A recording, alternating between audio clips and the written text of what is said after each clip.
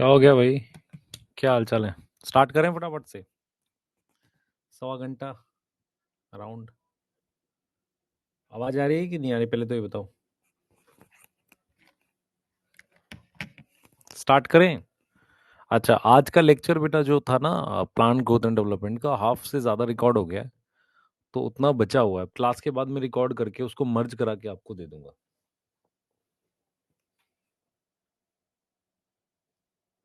Series continue होगी बेटा, है ना? हाँ। कल और परसों 2 दिन, मतलब परसों रात और कल थोड़ा सा पूरा टाइम ही खराब हो गया। अब खराब नहीं बोलेंगे बेटा, कुछ था ऐसा। आज ये खत्म हो जाएगा। एक बार बताता हूँ मैं कैसे। आज ये चैप्टर फिनिश हो जाएगा और इसमें हम क्या पढ़ रहे हैं उससे पहले मैं जरा अभ्यास सीरीज के बारे में बता देता हूँ। तो आज उसका टेस्ट होना है, ठीक है? तो उसका टेस्ट को हम से पहले हमको लेक्चर देना है, तो लेक्चर मैं आज दे दूंगा आपको। टेस्ट की आंसर की उज्जवल मैंने दी थी, आपने शायद देखी नहीं।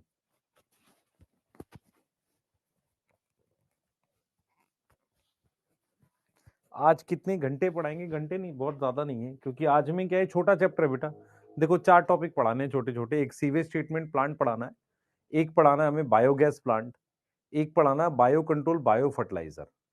यस, यही चीजें पढ़ानी है और इसमें ज्यादा है नहीं, है ना? तो उसको एक बार पढ़ा देते हैं आपको, ठीक है?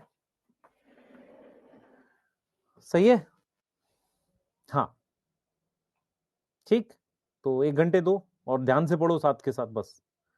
उसके बाद में फिर आपको लग रहा है आप सुबह से पढ़ रहे हो, मेरे हिसाब से मैं सुबह पहले रिकॉर्ड मतलब पीपीटी बनाया, रिकॉर्ड किया, फिर अभी क्लास पढ़ा रहा हूँ, फिर क्लास पढ़ा के जो बचा हुआ है वो रिकॉर्ड करूंगा, है ना? और मैं थोड़ा सा इन्फॉर्म कर देता हूँ बेटा, कल परसों थोड़ा सा क्या होता है कि मतलब अ, परसों जो है बहुत कोई जानने वाले थे। जानने वाले मतलब ऐसे थे, काफी मेरे जो फादर थे उनके फ्रेंड के बेटे थे, वो अचानक से कुछ हुआ तो उनको वो एक्सपायर कर गए। तो वो परसों रात में मैं रिकॉर्डिंग कर रहा था लेक्चर की, उस बीच में पता चला, मैं गए हॉस्पिटल वगैरह, तो नहीं कुछ हुआ। तो फिर कल पूरा उनका वो था, क्या जो होता है ना सारा, कि भाई आगे का जो भी चीजें थी वो थी। तो कल का दिन काफी उसमें रहा और डिस्टरबेंस भी रही माइंड में काफी।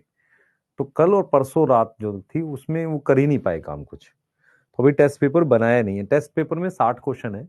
तो आज पहले मैं आपको लेक्चर दे दूं, शॉर्ट नोट्स दे दूं, ये दो चीजें दे दूं आज। उसके बाद हो सकता है टेस्ट में कल आपको दे दूं। कल क्या है, वेडनेसडे दे देंगे। फ्राइडे वाला अपने टाइम पे ही होगा, उसमें कोई चेंज नहीं है ना? फ्राइडे वाले में कोई चेंज नहीं है। यस। हाँ। नहीं नहीं, 20 क्वेश्चन नहीं रहेंगे, मतलब लगभग 30 क्वेश्चन के आसपास प्लान ग्रोथ एंड डेवलपमेंट है। और बाकी बचे हुए क्वेश्चन जो आपके फोटोसिंथेसिस ऐसा कुछ बनाने की कोशिश करेंगे। हाँ, मतलब उस तरीके से। ठीक है, स्टार्ट करें। सब चीज देखनी पड़ती है, यस बिल्कुल, डेफिनेटली। और बेटा आप सोशल लाइफ में नहीं हो, मैं तो सोशल लाइफ में हूं ना। और मेरे लिए कुछ चीजें काफी ज्यादा इंपॉर्टेंट है। जैसे मेरे फादर अब नहीं है, तो उनके जो मान लीजिए फ्रेंड है, उनको मैं उतनी ही रिस्पेक्ट करता हूँ ना, उस चीज की मैं वैल्यू करता हूँ। ठीक है, तो मेरे लिए उनका काफी वैल्यू रहता है। ठीक है, हम लोग वैल्यू सिस्टम ऐसे ही काम करते हैं, एक नॉर्मल फैमिली जो होती है उसमें ऐसे ही काम करता है। यस। पढ़े बेटा? क्लियर है? हाँ।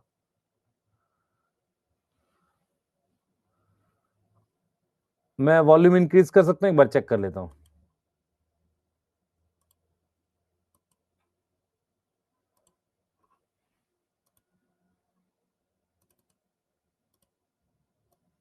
हल्का सा बढ़ा सकते हैं, देखो।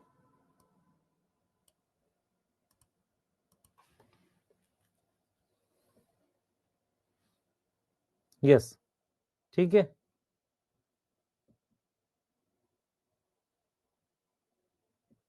स्टार्ट करें या ट्राई करेंगे आज रात में टेस्ट दे दें आपको, ताकि कल का शेड्यूल फॉलो हो सके? Chat private, yes. इस चैप्टर के लास्ट ईयर वाले नोट्स चल जाएंगे 100%। इस चैप्टर का लास्ट ईयर का लेक्चर भी चल जाएगा, क्योंकि ये चैप्टर आसान है, तो हम इसको पढ़ सकते हैं, कोई दिक्कत नहीं है। तो हमने लास्ट आपको क्या क्या पढ़ाया था याद कर लो। लैक्टोबैसिलस पढ़ाया था, यस, याद हो गया, लैक्टोबैसिलस याद है किसी को, और ना लैक्टो एलएबी कहते हैं उसे, है ना, vitamin B 12 check, disease causing microbes. उसके बाद आपको फर्मेंटेशन पढ़ाई थी, बेकर सीस्ट बोलते हैं सैक्रोमाइसिस को। फिर अब याद करो अगला, है ना, हमारे पास बैम्बू की स्टेम, सोयाबीन, ये और टोडी बताया था।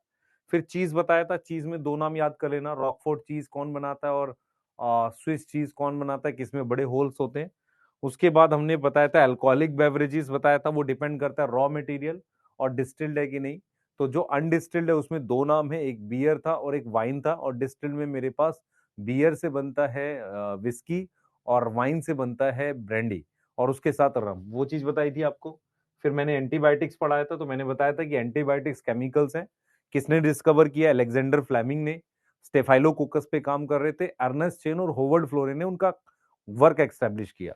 एंटीबायोटिक के बिना हम अपना वर्ल्ड नहीं सोच सकते। 20वीं सदी की, 20वीं शताब्दी की सबसे इंपॉर्टेंट मेरे पास ये डिस्कवरीज में से एक है। फिर हमने कहा था कि कुछ एसिड्स हैं, उनके माइक्रोब्स याद करने हैं, लैक्टिक एसिड, ब्यूटारिक एसिड और ये। तो lactic acid, acetic acid, butyric acid, ये तो बैक्टीरिया बनाते हैं। एस्टिक एसिड इनका नाम याद करना आसान है। सिट्रिक एसिड के लिए ध्यान रखना, यहां भूल सकते हो, आपको बताया था। उसके बाद मैंने कहा था एंजाइम्स है हमारे पास, जाइमेज कौन बना रहा है? Saccharomyces cerevisiae. फिर पैक्टिनेज प्रोटीएज क्लियर करता है बॉटल जूस को। बॉटल जूस क्या होता है? ये वो जूस है जो मतलब हम लोग मार्केट से लाते हैं, थोड़ा साफ होता है, उसमें उतने फाइबर नहीं होते। लाइपेज को लॉन्ड्री फॉर्मुलेशन में डालते हैं। स्ट्रेप्टोकाइनेज क्या है बेटा? ये क्लॉट को बर्स्ट करता है ना, क्लॉट को बर्स्ट करता है। उसके अलावा केमिकल्स बताए थे, साइक्लोस्पोरिन इम्यूनो सप्रेसिव एजेंट है, तो जो इम्यून सिस्टम है ना उसको सप्रेस करना है। क्यों सप्रेस करना है? ताकि ऑर्गन ट्रांसप्लांट में जो नया ऑर्गन लगा है वो रिजेक्ट ना हो। क्लियर है? उसके अलावा स्टैटिन क्या है? वो मिलता है मोनस्कस परप्यूरिया से, जो एक तरह का ईस्ट है। ट्राइकोडर्मा भी एक तरह की फंजाई है, और यहां पर वो कोलेस्ट्रॉल को लो करता है, उस एंजाइम के साथ कंपटीशन करता है जो कोलेस्ट्रॉल की सिंथेसिस करता है। अब यहां से इसके बाद से हम लोग जो टॉपिक ले रहे हैं बेटा, वो सीवेज ट्रीटमेंट प्लांट है। अब सीवेज ट्रीटमेंट प्लांट को हम शॉर्ट में एसटीपी बोलते हैं। एसटीपी क्या बोलते हैं? एसटीपी शॉर्ट में बोलते हैं। अब सीवेज ट्रीटमेंट प्लांट क्यों बनाए जाते हैं उसको समझना बहुत जरूरी है। उसको इसलिए समझना जरूरी है क्योंकि आप उसके बिना उसकी इंपॉर्टेंस नहीं समझ पाएंगे। आप सबको पता है कि इस तरीके से हमारे पास सिटी होती है, बड़ी बड़ी सिटीज हैं, और बड़ी किस सिटीज के पास में नॉर्मली रिवर्स होती हैं। तो हमारे पास ये रिवर है, तो हमने ये सोचा है कि जो घर से जो पानी निकलता है उन सबको एक नाले में, ड्रेन में इकट्ठा करें और फिर फाइनली उसको रिवर में छोड़ दें। पर रिवर में छोड़ने से पहले उसको साफ करना जरूरी है। साफ नहीं करेंगे तो रिवर पॉल्यूट होती चली जाएगी। तो सीवेज ट्रीटमेंट प्लांट का मेन पर्पस क्या है? ये ऐसा मतलब प्लेस होता है जहां पर हम जो पानी है ना, नाले का, ड्रेन का, उसको इकट्ठा करके साफ करते हैं और फिर उसके बाद उसको रिवर में छोड़ते हैं। क्या मेरी बात समझ में आ रही है? क्लियर है? इस टेस्ट, इस बार इस वीक का जो टेस्ट का सिलेबस है, आपको याद शायद हो चाहे ना हो, मैं बता देता हूं। प्लांट ग्रोथ भी आ रहा होगा, और शायद वो आ रहा है, क्या नाम है आपका, अरे वो क्या है, सेक्सुअल रिप्रोडक्शन, फ्लावरिंग प्लांट, दोनों आ रहे होंगे। ठीक है, यस, स्टार्ट करें। ठीक है, तो सीवेज ट्रीटमेंट प्लांट किस लिए बनाते हैं? सबसे पहले जरा सीवेज की बात कर लेते हैं। सीवेज, या जिसको हम बोलते हैं म्युनिसिपल वेस्ट, म्युनिसिपियल वेस्ट, ये क्या होता है बेटा? ये हाउस होल्ड वेस्ट होता है, घर का वेस्ट वाटर होता है।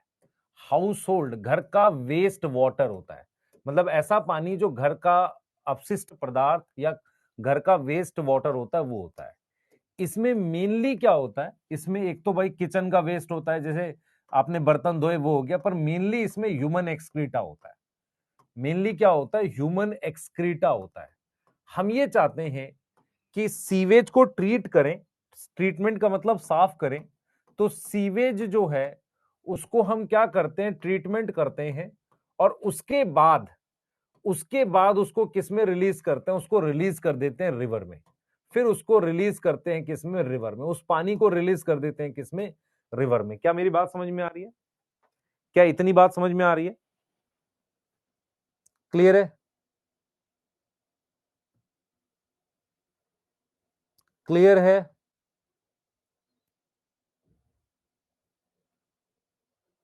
यहां तक क्लियर है? बेटा सेक्सुअल रिप्रोडक्शन फ्लावरिंग प्लांट आएगा और उसके साथ आएगा आपका प्लांट गोल्डन डेवलपमेंट। क्लियर? हाँ, टेस्ट का सिलेबस दोबारा बता दिया। माइक्रोब्स नहीं आएगा शायद, पता नहीं, मैंने एक बार मैं चेक कर लूंगा, मैं आपको टेलीग्राम चैनल पे डाल दूंगा। अभी पहले पढ़ा दूं फिर बात करते हैं, ठीक है? यस।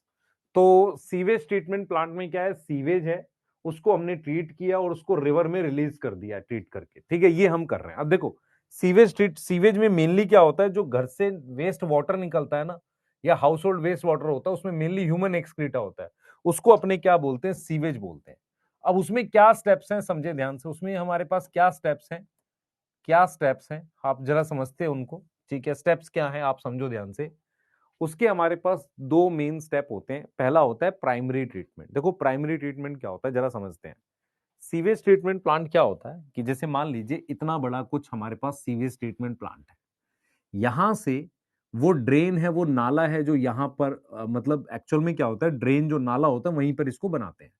अब इसमें क्या किया हुआ है, सबसे पहले हम करते हैं प्राइमरी ट्रीटमेंट। प्राइमरी ट्रीटमेंट क्या होता है, वो बेसिकली फिजिकल सेपरेशन होती है। फिजिकल सेपरेशन का मतलब क्या हुआ, जो जो वहां पर हम क्या करते हैं, जो प्राइमरी ट्रीटमेंट है उसमें हम क्या करते हैं, मैं आपको समझाता हूं। प्राइमरी ट्रीटमेंट को हम कहते हैं फिजिकल सेपरेशन। उसको हम क्या बोलते हैं, फिजिकल सेपरेशन बोलते हैं, फिजिकल सेपरेशन बोलते हैं। फिर हम उसका क्या करते हैं, सेकेंडरी ट्रीटमेंट। पूरा स्टेप समझाऊंगा आपको।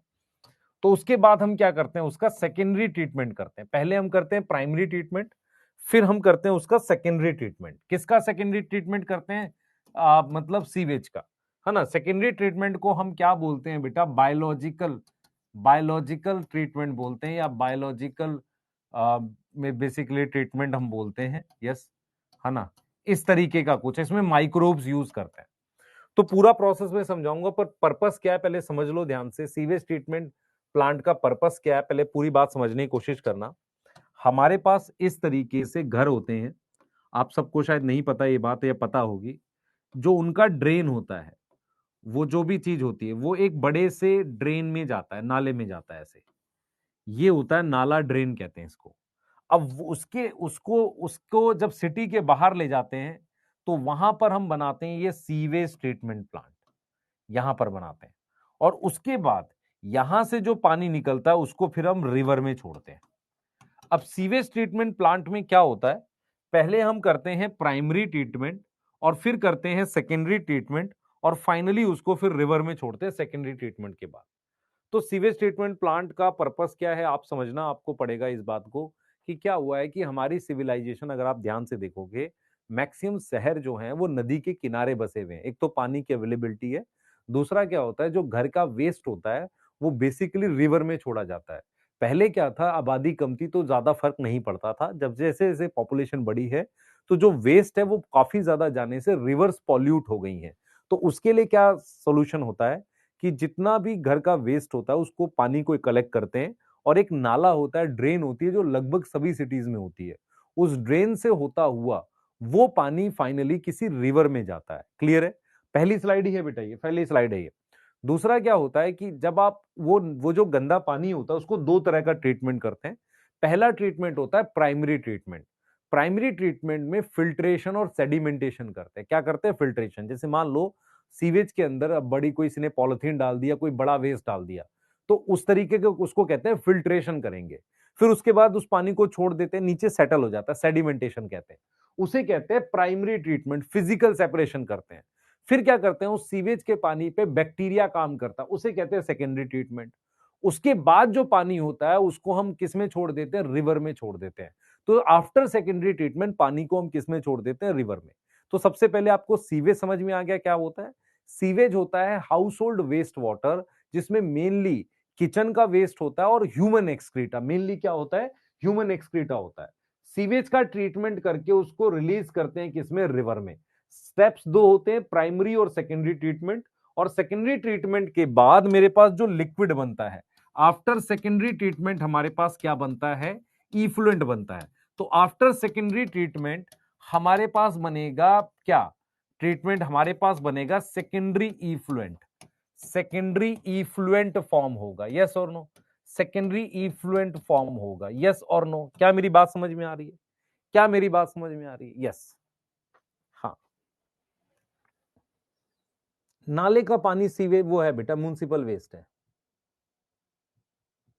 क्लियर है बेटा? क्लास 1 घंटा 15 मिनट या 1 घंटा, इसमें टॉपिक खत्म हो जाए। एक्चुअल में 5 बजे बोला है, 5-7 मिनट लेट स्टार्ट हुई है, तो मैं उम्मीद करूंगा कि ये टॉपिक जल्दी खत्म हो जाएगा। जैसे ही खत्म हो जाएंगे, खत्म हो जाएगी क्लास। मान लो 1.25 घंटा पढ़ लिया, 1 घंटा पढ़ लिया, 1.5 घंटा, जितना में खत्म हो जाए, 2 घंटा तो नहीं लगेगा। बस इतनी सी बात है। चले आगे, नोट कर लो जल्दी से, नोट कर लो जल्दी से, आगे चलते हैं। इफ्लुएंट मतलब लिक्विड।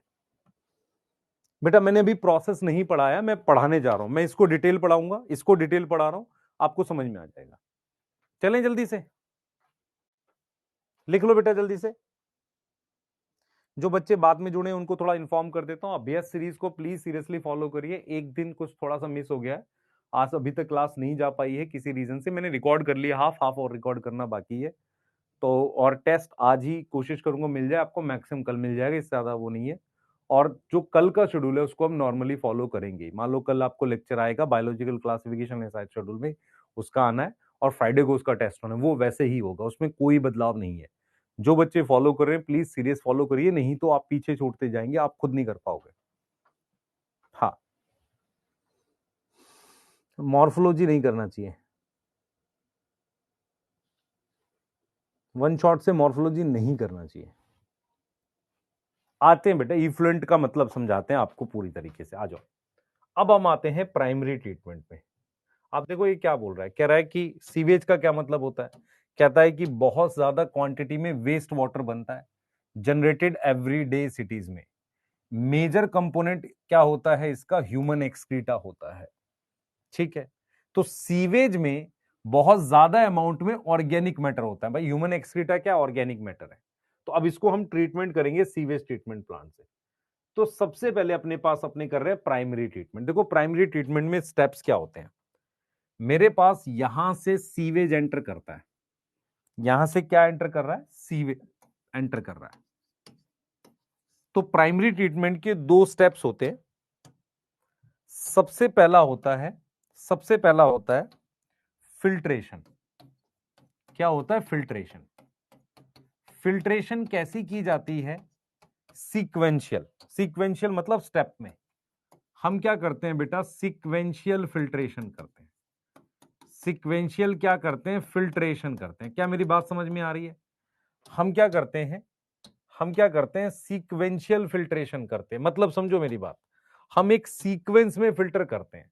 जैसे हमारे पास ये पानी यहां से जा रहा है, आप समझो यहां से पानी जा रहा है। अब पानी को क्या किया है, पहले बड़े फिल्टर से पास किया है, देखो ये बड़ा गैप है, फिर छोटे गैप से पास किया, फिर और छोटे गैप से पास किया। इसे कहते हैं सीक्वेंशियल फिल्ट्रेशन। उसको हम क्यों करते हैं, to remove large waste, to remove large size debris. बड़े साइज का कोई डेबरी है ना, उसको हटाने के लिए। इस बात में कोई दिक्कत है? अगर मेरे को लार्ज साइज की डेबरीज हटानी है, उसको हटाने के लिए मैं सीक्वेंशियल फिल्ट्रेशन कर रहा हूं। तो पहला स्टेप मैं कर रहा हूं फिल्ट्रेशन। कौन सी फिल्ट्रेशन कर रहा हूं, सीक्वेंशियल फिल्ट्रेशन। उसके बाद पानी यहां आ जाता है, जो भी वेस्ट वाटर है वो यहां आ जाता है। उसके बाद उसको छोड़ देते हैं ऐसे ही। छोड़ने से क्या होता है कि नीचे मेरे पास क्या हो जाती है, सेडिमेंटेशन। तो दूसरा स्टेप हमारे पास क्या होता है, सेडिमेंटेशन होता है।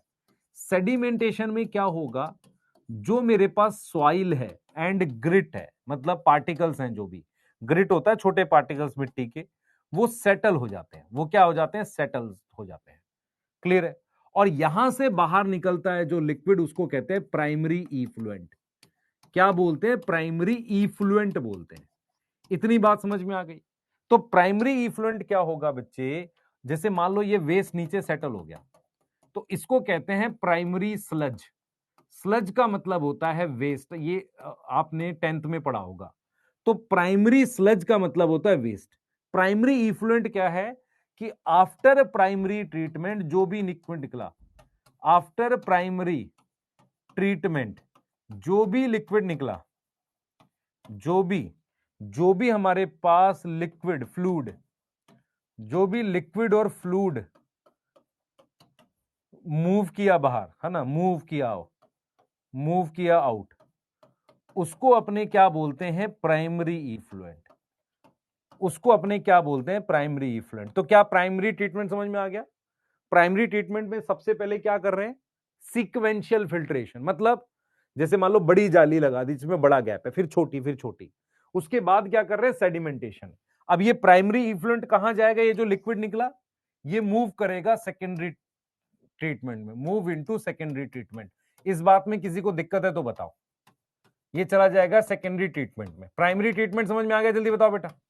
तो दिस स्टेप बेसिकली इन्वॉल्व, देखो क्या बोला है, फिजिकल रिमूवल। फिजिकल रिमूवल किसकी, लार्ज और छोटे साइज के पार्टिकल्स की। कैसे करेंगे, फिल्ट्रेशन और सेडिमेंटेशन से। तो सबसे पहले हम क्या कर रहे हैं, सीक्वेंशियल फिल्ट्रेशन, क्लियर है। उसके बाद क्या कर रहे हैं, सेडिमेंटेशन।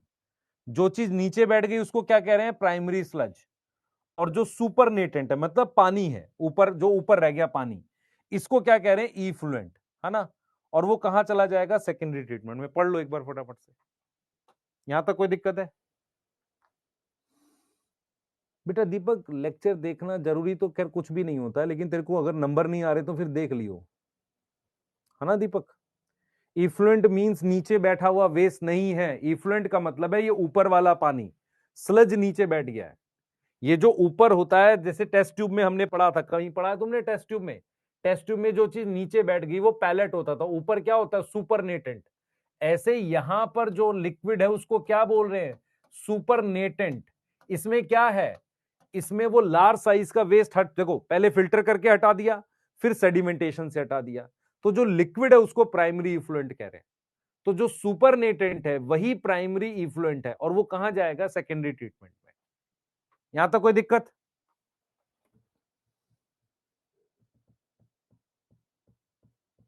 डेब्री का मतलब होता है बेटा एक तरह का मतलब बचा हुआ चीज, डेब्रीज मतलब बचा हुआ।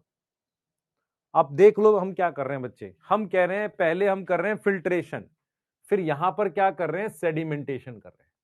सेडिमेंटेशन क्या होता है, आप किसी पानी को आप जिसमें वेस्ट ऐसे छोड़ दो तो पार्टिकल्स नीचे बैठ जाते हैं, यहां बैठ गए, जो नीचे बैठ गए उसको प्राइमरी स्लज बोला। बड़े पार्टिकल पहले ही फिल्टर कर चुके हो, यस, बड़े पार्टिकल पहले ही फिल्टर कर चुके हो, अब यहां से चला गया। अब इस पानी में क्या होगा, बहुत सारा, इस प्राइमरी इफ्लुएंट में क्या होगा, बहुत सारा डिसॉल्व ऑर्गेनिक वेस्ट होगा। यहां तक क्लियर है, बहुत सारा डिसॉल्व ऑर्गेनिक वेस्ट होगा। यहां तक ठीक है? हाँ, सुपरनेटेंट जो है उसको प्राइमरी इफ्लुएंट कह रहे हैं, जो सुपरनेटेंट है यही प्राइमरी इफ्लुएंट है। तो मैं अगर आपसे पूछूं प्राइमरी ट्रीटमेंट में क्या हमने ऑर्गेनिक वेस्ट हटाया, नहीं, ऑर्गेनिक वेस्ट पानी में घुला हुआ है, तो इसका मतलब अभी कोई भी ऑर्गेनिक वेस्ट नहीं हटाया, इसीलिए हमने इसको प्राइमरी ट्रीटमेंट को हम क्या नाम देते हैं, फिजिकल सेपरेशन। एक तरीके का फिजिकल मेथड है। फिजिकल मेथड क्यों है, क्योंकि इसमें सेडिमेंटेशन और फिल्ट्रेशन हो रही है, और फिल्ट्रेशन भी नॉर्मल नहीं, सीक्वेंशियल फिल्ट्रेशन।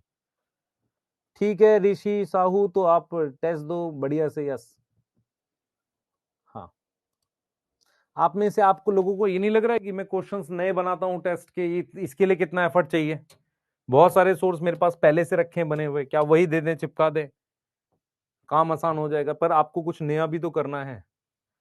यस, आ जाओ सेकेंडरी ट्रीटमेंट पढ़ते हैं भाई। देखो इधर, देखो सेकेंडरी ट्रीटमेंट आपको समझना पड़ेगा कैसे होता है, ठीक है। सेकेंडरी ट्रीटमेंट कैसे होता है मैं थोड़ा सा आपको आइडिया दे देता हूं, ताकि आपको क्लियरिटी से समझ में आ जाए। देखो हम क्या पढ़ रहे हैं, हम पढ़ रहे हैं सेकेंडरी ट्रीटमेंट, ठीक है। तो हम पढ़ रहे हैं सेकेंडरी ट्रीटमेंट। अब मुझे बताओ, प्राइमरी ट्रीटमेंट के बाद मेरे पास जो प्राइमरी इफ्लुएंट है उसमें अभी कौन सा वेस्ट ज्यादा बचा हुआ है, कौन सा वेस्ट ज्यादा बचा हुआ है? मैं बात कर रहा हूं सेकेंडरी ट्रीटमेंट की, ध्यान से सुनना, सेकेंडरी ट्रीटमेंट की मैं बात कर रहा हूं। प्राइमरी ट्रीटमेंट के बाद मेरे पास क्या बचा हुआ है, उसमें ऑर्गेनिक डिसॉल्व वेस्ट है काफी सारा, ठीक है। तो हम क्या कर रहे हैं बेटा, जो प्राइमरी इफ्लुएंट है, प्राइमरी इफ्लुएंट है, ध्यान देना, प्राइमरी इफ्लुएंट है, उनमें हमारे पास large amount of organic waste है, ठीक है। अब क्या होगा, सेकेंडरी ट्रीटमेंट को बायोलॉजिकल ट्रीटमेंट भी कहते हैं। क्यों? क्योंकि इसमें बैक्टीरिया और माइक्रोब्स यूज करते हैं। ये चैप्टर का नाम है ना माइक्रोब्स, तो कहीं ना कहीं इसी सेकेंडरी ट्रीटमेंट के लिए मेन पढ़ाया जा रहा है। इसको बायोलॉजिकल ट्रीटमेंट भी कहते हैं क्योंकि इसमें माइक्रोब यूज होते हैं। यहां पर क्या होता है, सबसे बड़ा यही इसी का टैंक होता है। टोटल 3 टैंक होते हैं, टोटल 3 टाइप के टैंक होते हैं। टाइप ऑफ टैंक इसमें होते हैं सेकेंडरी ट्रीटमेंट में। कैसे होते हैं जरा समझते हैं। जैसे मान लो अब मैं सेकेंडरी ट्रीटमेंट के लिए जा रहा हूं, यहां पर सेकेंडरी ट्रीटमेंट के लिए जा रहा हूं यहां पर, ठीक है। मेरे पास एक ऐसे बहुत बड़े बड़े टैंक होते हैं, ये रहे, ठीक है।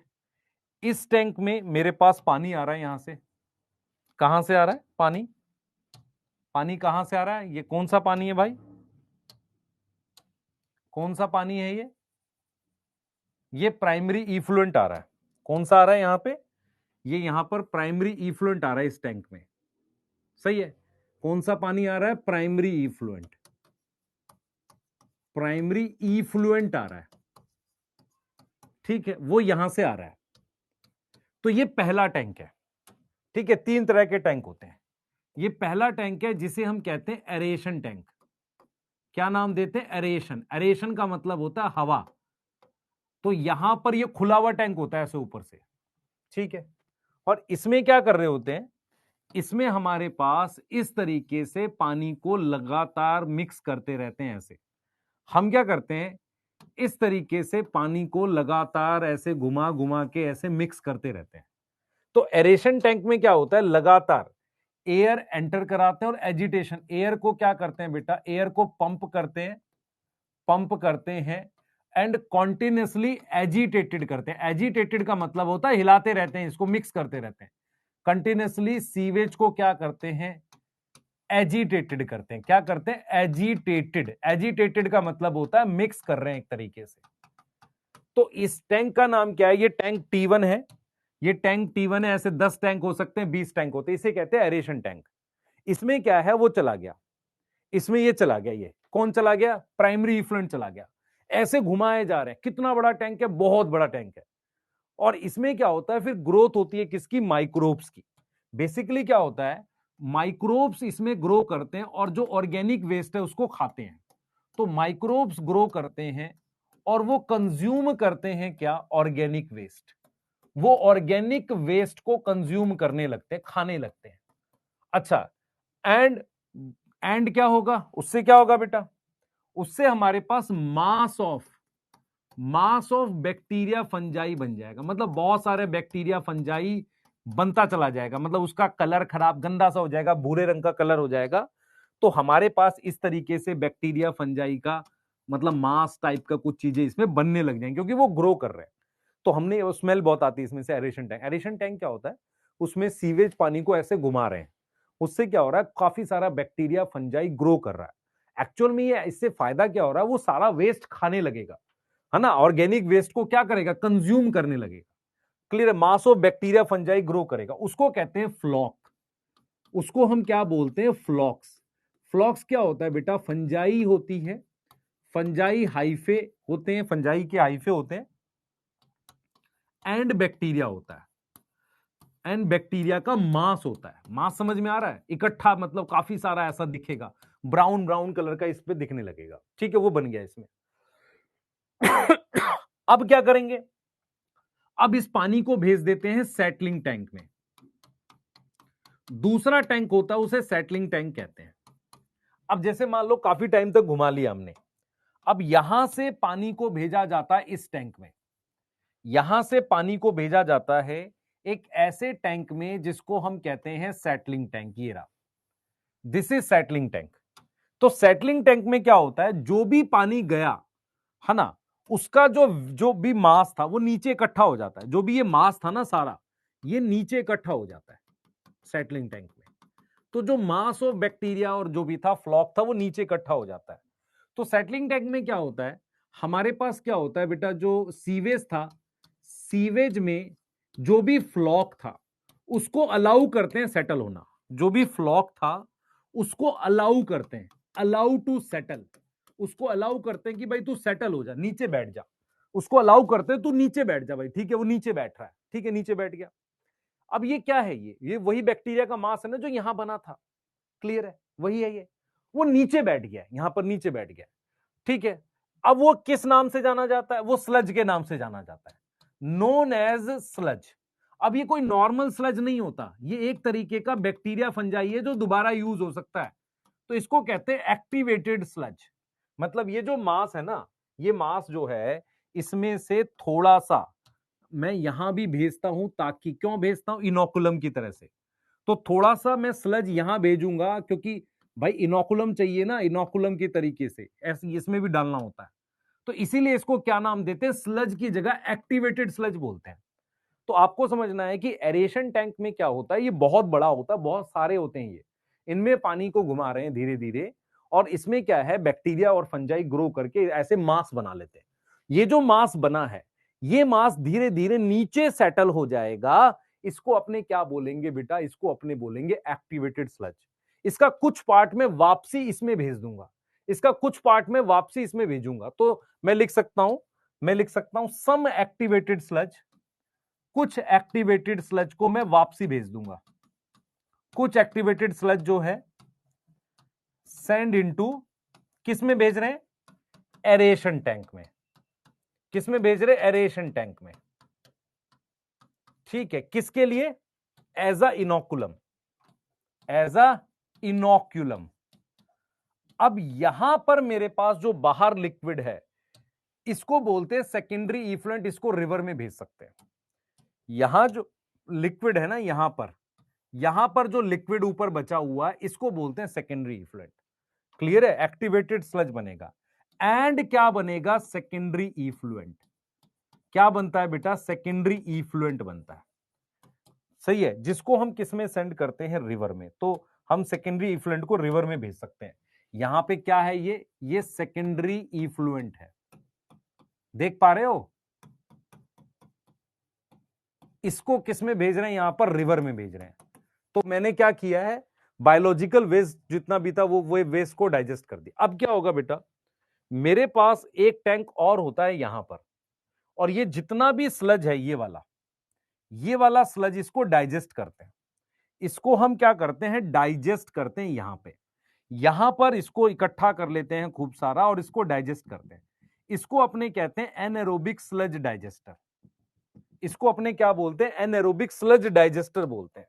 तो हमारे पास क्या है बेटा, हमारे पास क्या है, एनएरोबिक स्लज डाइजेस्टर, ये तीसरा टैंक है, ये क्या है, तीसरा टैंक है, जिसमें क्या होगा बेटा, जो स्लज होगा ना, जो स्लज मेरे पास है एक्टिवेटेड वाला, उसका एनारोबिक डाइजेशन करते हैं, उसका क्या होता है, एनारोबिक डाइजेशन होता है, ताकि गैस बन सके, है ना, undergo anaerobic digestion.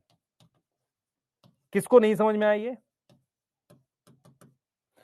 Anaerobic digestion, तो इसका मतलब मेरे पास टोटल कितने टैंक हैं, टोटल कितने टैंक है, 3, यहां तक क्लियर है, जल्दी बताओ बेटा। ये टेक्नोलॉजी तो बहुत अच्छी है, लेकिन यमुना भी नहीं साफ हो सकती, गंगा भी नहीं साफ हो सकती, उसका रीजन है क्योंकि जो वेस्ट वाटर बन रहा है उसका अमाउंट इतना ज्यादा, उतनी तेजी से हम ये बना ही नहीं सकते। क्या नहीं बना पा रहे हैं, ये बना नहीं पा रहे हैं, क्या नहीं बना पा रहे हैं हम लोग, टैंक नहीं बना पा रहे हैं, सीवेज ट्रीटमेंट प्लांट नहीं बना पा रहे हैं, है ना, ये प्रॉब्लम है, क्लियर है, ये प्रॉब्लम है, यस, ये प्रॉब्लम है।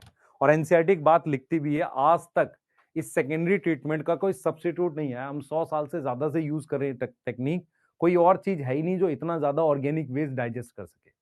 तो सेकेंडरी इफ्लुएंट को हमने रिवर में छोड़ दिया, एनारोबिक स्लज डाइजेशन किया है, उससे मेरे पास गैस बनती है, कौन कौन सी बता देता हूं, गैस बनती है मेरे पास मीथेन CH4, फिर मेरे पास बनती है CO2 एंड H2S बनती है। हमेशा याद रखो बच्चे, जब भी ह्यूमन एक्सक्रीटा, ध्यान सुनना, जब भी ह्यूमन एक्सक्रीटा एनारोबिक डाइजेस्ट होगा तो H2S गैस बनती है। इसका बेस्ट एग्जांपल है, बड़े बड़े सिटीज या छोटे सिटीज में भी बहुत दिन तक वो सीवेज के जो ढक्कन बंद रहते हैं उसमें गैस बन जाती है, और वो गैस जल भी सकती है, उसके अलावा इतनी खतरनाक होती है कि डेथ हो सकती है।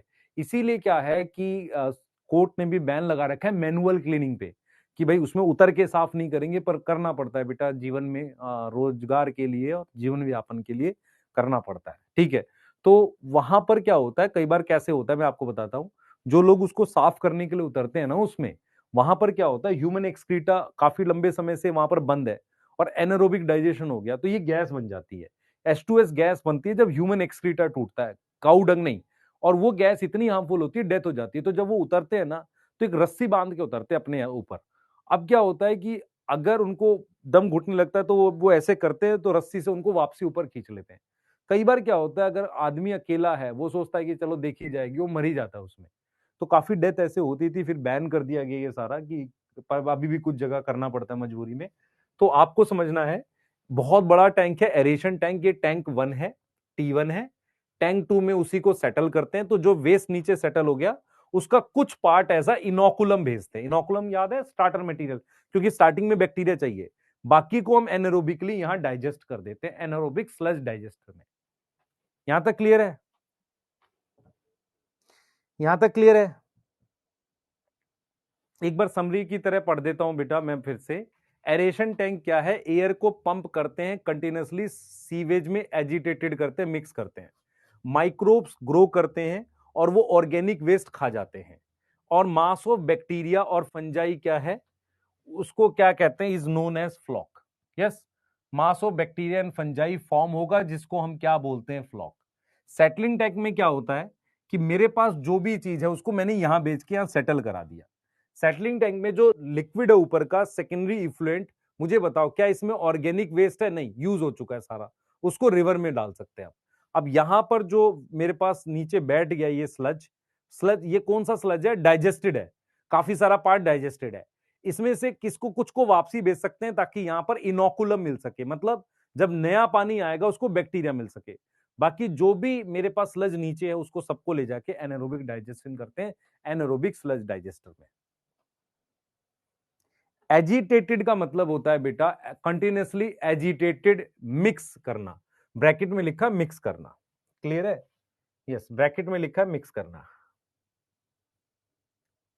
देखो ये समझ में आ रहा है, यही चीज है ना यहाँ पे। यहां से क्या आ रहा है, प्राइमरी इफ्लुएंट, यही है ना, ठीक है। उसके बाद मिक्स कर रहे हैं, इसको घुमा रहे हैं, है ना, इसको ऐसे घुमा रहे हैं, बढ़िया, है ना। उससे फ्लॉक बन रहा है, क्या बन रहा है हमारे पास, फ्लॉक्स बन रहे हैं। फ्लॉक्स क्या है, मास ऑफ बैक्टीरिया फंजाई। इससे इसको मैंने यहां भेज दिया, ठीक है। यहां चीजें नीचे सेटल हो गई ऐसे। इसको क्या बोला, एक्टिवेटेड स्लज, यही तो बोला है। इसको क्या बोला है, एक्टिवेटेड स्लज बोला है, यस सर। इसको क्या बोला है, सेकेंडरी इफ्लुएंट, क्या बोला है, सेकेंडरी इफ्लुएंट बोला है, यस और नो, यस सर, क्लियर है। यहां पर कौन कौन सी गैस बन रही है बताओ, यहां बन रही है कौन सी, CH4, H2S और CO2, ये गैस बन रही है, एनारोबिक डाइजेशन। अच्छा, कौन कौन से टैंक में बैक्टीरिया यूज हो रहे हैं, इसमें और इसमें। इसमें एरोबिक डाइजेशन हो रहा है, इसमें एनारोबिक हो रहा है, क्लियर है। इसमें एरोबिक और एक में क्या हो रहा है, एनारोबिक डाइजेशन हो रहा है, क्लियर। अब मैं आपको बीओडी बताने जा रहा हूं, उसको समझेंगे क्या होता है ये। पहले अगर किसी को लिखना था, ये डायग्राम दूसरे वाला बनाना नहीं, सिर्फ समझने के लिए आपको दोबारा दिखा दिया मैंने। लिख लो, ये वाला बना लो जल्दी से। यस, सेकेंडरी इन्फ्लुएंट भी हार्मफुल होता है, हाँ, उसमें कुछ डिजीज बैक्टीरिया हो सकते हैं, लेकिन स्टिल वो साफ हो चुका है बहुत ज्यादा, उतना हम रिवर में डाल सकते हैं।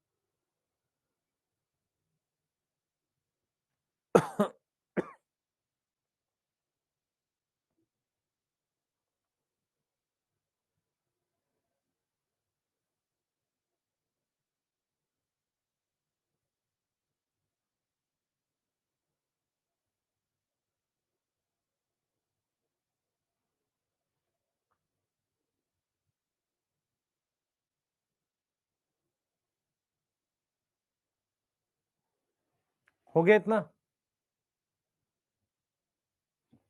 लिख लिया बेटा?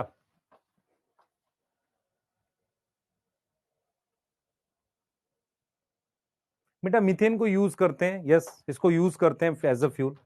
आप लिख सकते हो इसको यूज करते हैं एज अ फ्यूल, है ना, यूज एज अ फ्यूल कर सकते हैं, कोई दिक्कत की बात नहीं, है ना, पर बहुत ज्यादा नहीं कर पाते हैं, इतना होता नहीं होगा। ठीक है, अब मैं जो चीजें बताने जा रहा हूं उसको देखो, ये ऐसा दिखता है, आप देखो जरा ध्यान से, इतने बड़े बड़े टैंक्स हैं, ये सारे क्या है, एरेशन टैंक्स हैं। यस, आप देखो फ्लॉक कैसा दिखता है, ऐसा दिख रहा है ब्राउन कलर का, इस तरीके से, इस तरीके से ये ब्राउन कलर का ये दिख रहा है आपको, मास वगैरह, ये सब फ्लॉक है, ये सब क्या है, फ्लॉक। अब मैं आपको एक चीज बताने जा रहा हूं, एक्चुअल में क्या है, आपको ये चीज समझनी पड़ेगी कि हमें कब है कि जब हमें यहां से ट्रांसफर करना है, मतलब क्या हुआ, कितने टाइम तक इसमें डाइजेशन होगा, 3 दिन, 5 दिन, 10 दिन, हमें कैसे पता कि अब यहां पर डाइजेशन कंप्लीट हो गया। उसके लिए एक टर्म होती है बीओडी, को हम यूज करते हैं। पहले बीओडी समझो क्या होता है। बीओडी की फुल फॉर्म है biochemical oxygen demand, biochemical oxygen demand, इसको अपने क्या बोल रहे हैं, बीओडी बोल रहे हैं, इसको अपने क्या बोल रहे हैं, बीओडी बोल रहे हैं। बीओडी की फुल फॉर्म है बायोकेमिकल ऑक्सीजन डिमांड, बीओडी बोल रहे हैं। अब बीओडी क्या होता है एग्जैक्टली, हम जरा समझते हैं इसको, इंपॉर्टेंट है ये काफी ज्यादा, कि बीओडी क्या होता है, आपको समझना पड़ेगा बीओडी एग्जैक्टली क्या होता है। देखो, आपने क्या किया, आपको मैं ये सवाल पूछ रहा हूं, कब है यहां से पानी यहां भेजना है, मतलब यहां का पानी डाइजेशन कंप्लीट हो गया, कैसे पता चलेगा? उसके लिए एक पैरामीटर होता है जिसे बीओडी कहते हैं। बीओडी क्या होता है कि आपने 1 लीटर वेस्ट वाटर लिया और उसके वेस्ट को कंज्यूम करने के लिए कितनी ऑक्सीजन चाहिए। तो बीओडी की फुल का मतलब होता है amount of oxygen, amount of oxygen require, amount of oxygen require to digest completely, to digest completely organic waste.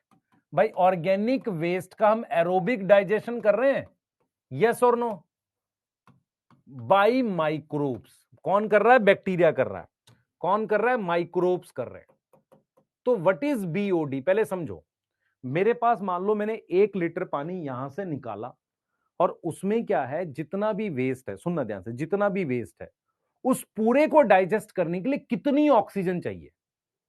समझ में आ रहा है? कितनी ऑक्सीजन चाहिए, उसे बीओडी कहते हैं।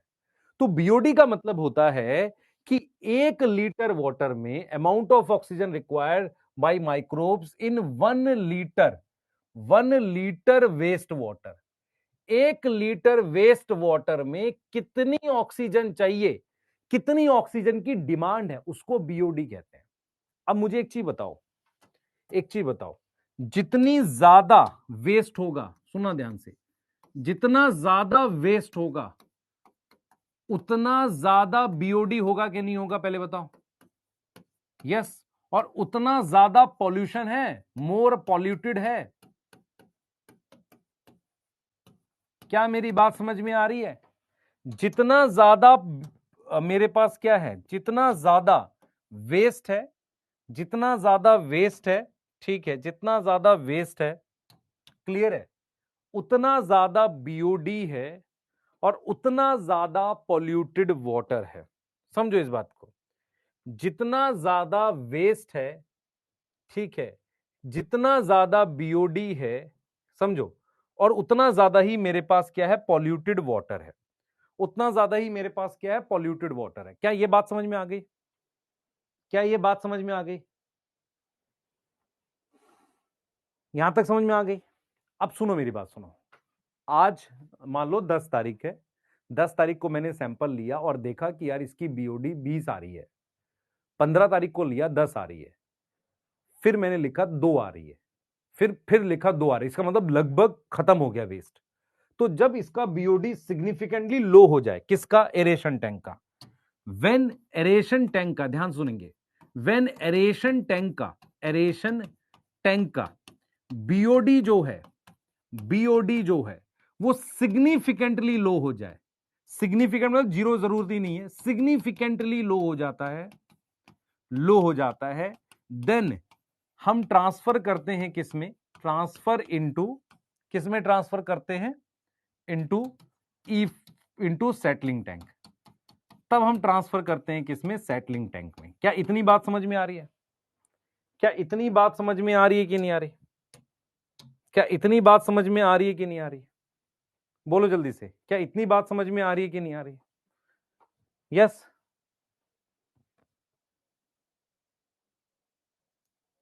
बेटा वो ये सीवेज ट्रीटमेंट प्लांट वगैरह बहुत सीरियसली फॉलो करते हैं, इंडिया में क्या है हम लोग सीरियस फॉलो नहीं करते, तो जब बहुत ज्यादा लो हो जाता है तब उसको ट्रांसफर करते हैं उसमें।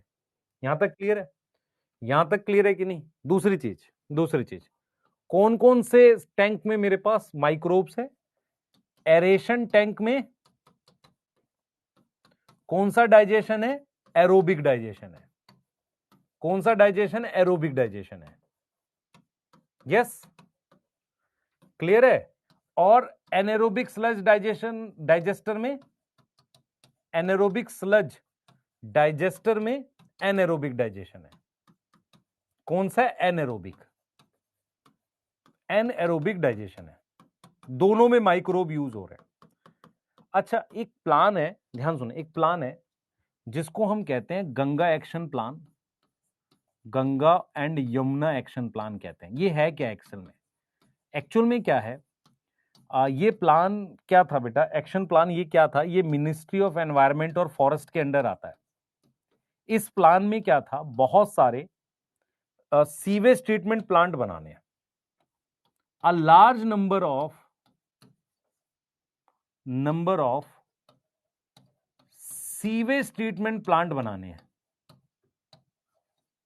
ताकि अनट्रीटेड, ताकि क्या हो, ट्रीटमेंट प्लांट को बिल्ड करना है, सो दैट अनट्रीटेड जो वेस्ट है वो ना जाए, नॉट मूव इनटू रिवर। क्या मेरी बात समझ में आ रही है, क्या मेरी बात समझ में आ रही है कि नहीं आ रही है। बेटा लो कैसे होगा, मेरी बात समझ ध्यान से, अभी इसमें वेस्ट है और उसको बैक्टीरिया ने खा लिया, बैक्टीरिया खाने के लिए ऑक्सीजन यूज करता है, इसमें जो वेस्ट है उसको खाने के लिए बैक्टीरिया ऑक्सीजन यूज करता है। अगर बैक्टीरिया ने खा लिया वेस्ट तो वेस्ट कम हो गया, जितना वेस्ट कम होगा उतना उसका बीओडी डिमांड कम हो जाएगी ना। व्हाट इज बीओडी, भाई जितना ज्यादा वेस्ट है उतनी ज्यादा बीओडी, उतना पोल्यूशन है। जैसे जैसे इसका वेस्ट कम हो जाएगा तो बीओडी घट जाएगी ना, जब बीओडी घट जाएगी तब उसको सेटलिंग टैंक में भेजेंगे।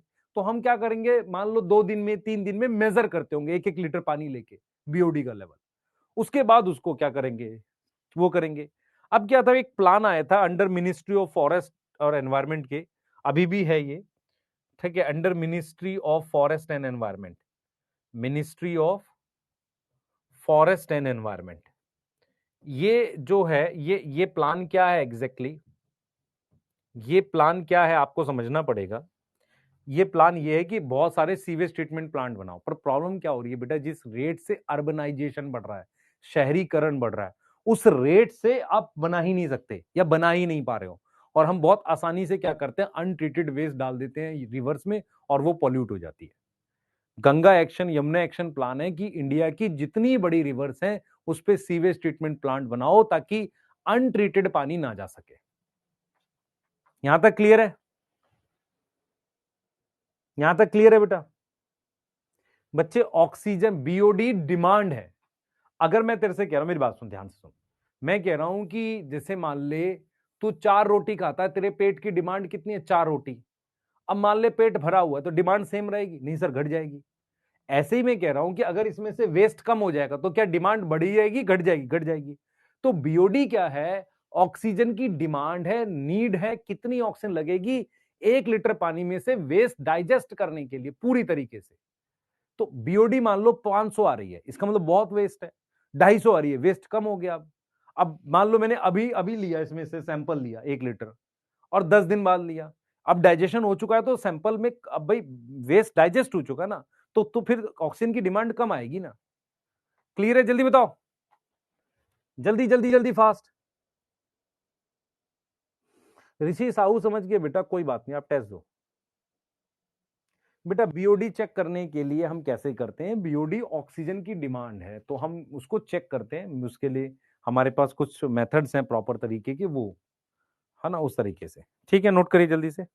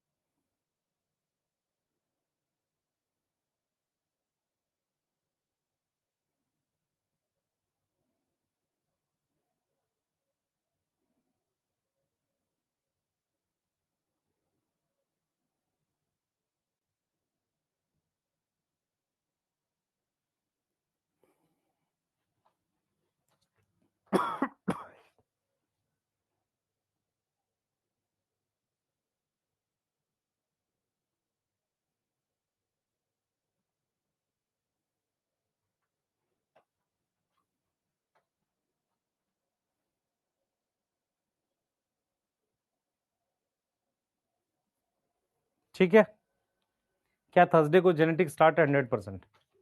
अगर आपने कर लिया टॉपिक तो आगे चलते हैं, है ना, आगे चलेंगे। क्लियर है? जैसे मान लो हमारे पास, आप चाहो तो इसको कर सकते हो कि किस टैंक में क्या हो रहा है। सैटलिंग टैंक में एनारोबिक में प्रोसेस कौन सा हो रहा है, फर्मेंटेशन होगी, है ना, एक तरह का फर्मेंटेशन होगा।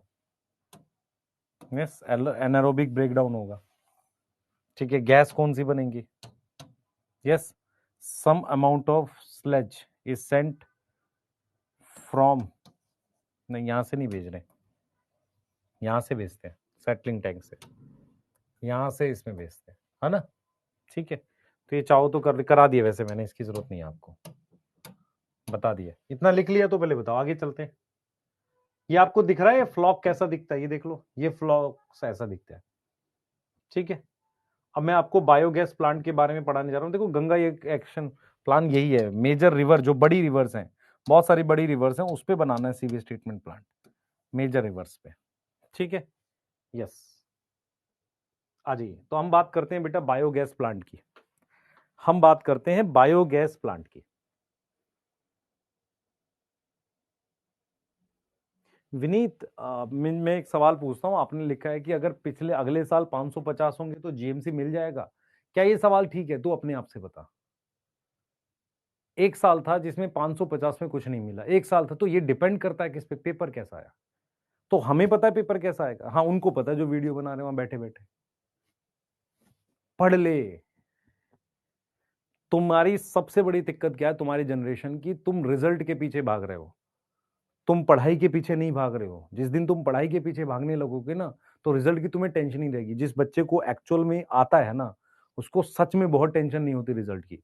उसको तो ये कॉन्फिडेंस होता है ऐसी की तैसी में जाए रिजल्ट, मैं तो कर लूंगा कुछ ना कुछ जीवन में बढ़िया। आपको समझ क्यों नहीं आती ये बात? आप पता नहीं क्यों नहीं समझना चाहते उन बातों को। वो चार्ट नहीं चाहिए बेटा आपको बीओडी का। समझ में आ रहा है मैं क्या बोल रहा हूं? यस, नहीं कोई डेट वेट इंपॉर्टेंट नहीं, ये प्लान हमारी कंट्री में है, बिल्कुल है। आगे आ जाओ, आप बायोगैस की बात करते हैं बेटा, ध्यान सुनेंगे। आपको ये समझना पड़ेगा कि हमारे पास बायोगैस जो है वो एग्जैक्टली क्या होती है, and product of microbial activity with many gases.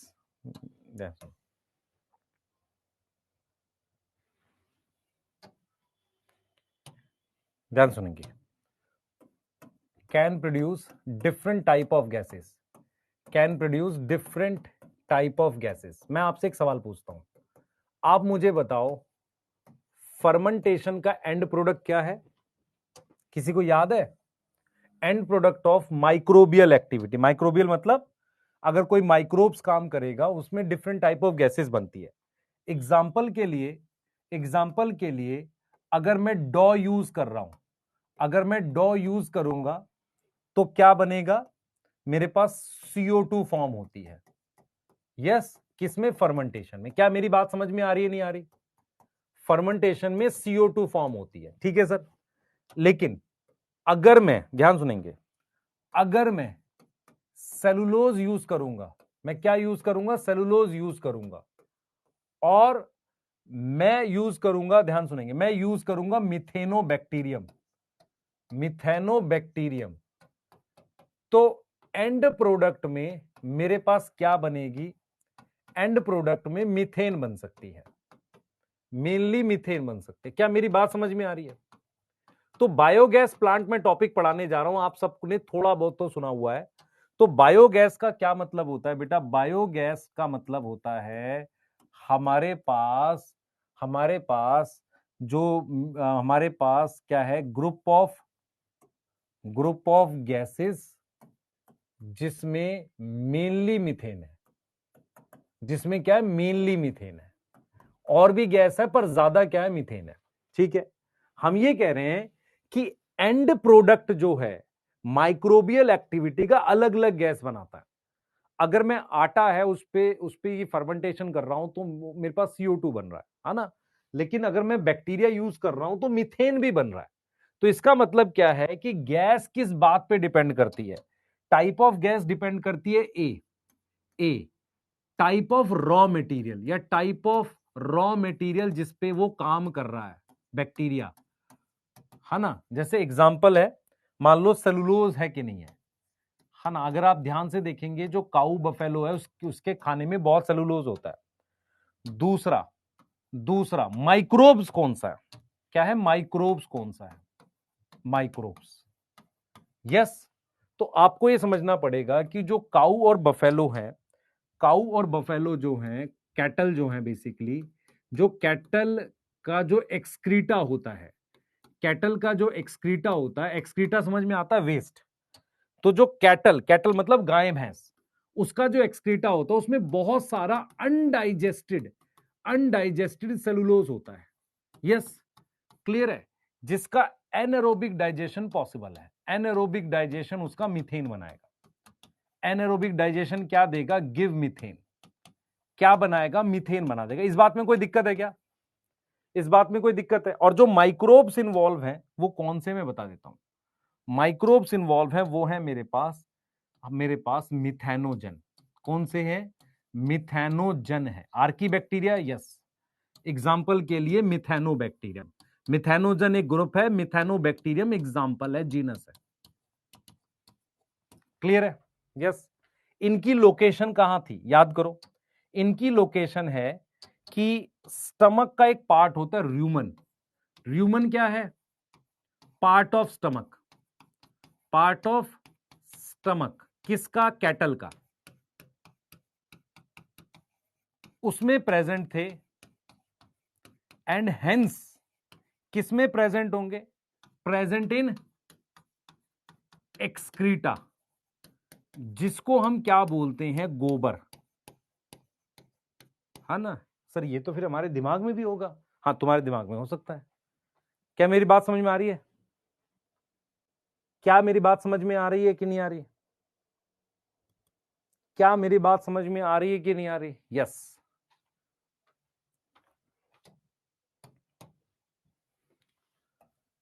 Yes, ये बायोगैस है। टाइप ऑफ गैस किस चीज पे डिपेंड करती है, देखो। माइक्रोब इन्वॉल्व कौन सा? यस। माइक्रोब्स की लोकेशन कौन सी? स्टमक के 4 चैम्बर होते हैं, उनमें से एक चैम्बर होता है कैटल में, र्यूमन। वहां पे प्रेजेंट होता है बैक्टीरिया, और फिर वो उसके गोबर में प्रेजेंट होता है। मैं फिर रिपीट कर रहा हूं कि क्या सबके एक्सक्रीटा से बायोगैस बना सकते हैं? नहीं। उसके लिए मेरे पास उसके गोबर में अनडाइजेस्टेड सेलुलोज होना चाहिए। तो इसका मतलब ह्यूमन एक्सक्रीटा से नहीं बना सकते। हम घास नहीं खाते, हम कैटल नहीं है। यहां तक क्लियर है? यहां तक क्लियर है? जल्दी बताओ। क्लियर है? और बायोगैस प्लांट में जो गैस बनती है बेटा, बायोगैस प्लांट में जो हमारे पास गैस फॉर्म होती है, देखो कौन कौन सी बनती है। जो गैस फॉर्म होती हैं वो कौन कौन सी हैं? एक है मीथेन CH4, उसके अलावा है CO2 एंड हाइड्रोजन, ये गैस बनती है। H2S यहां नहीं बनती, H2S तब बनेगी जब ह्यूमन एक्सक्रीटा होगा। क्लियर? बकरी से बन सकती है। बकरी कितना एक्सक्रीटा होता है भाई बकरी का? फिर मैं बोलूंगा खराब लगेगा तुझे। गोबर चाहिए बहुत ज्यादा, तभी तो वेस्ट यूज होगा। अनडाइजेस्टेड चाहिए।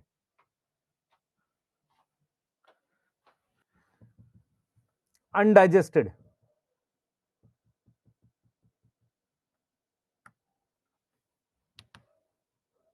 क्लियर है? हाँ,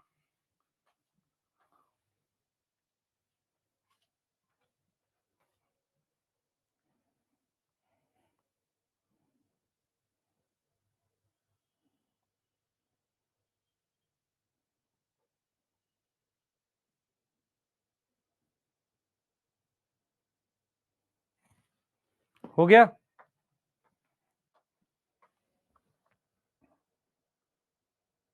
शाबाश। उज्जवल तुम्हारे घर के आसपास हाथी होते हैं बेटा?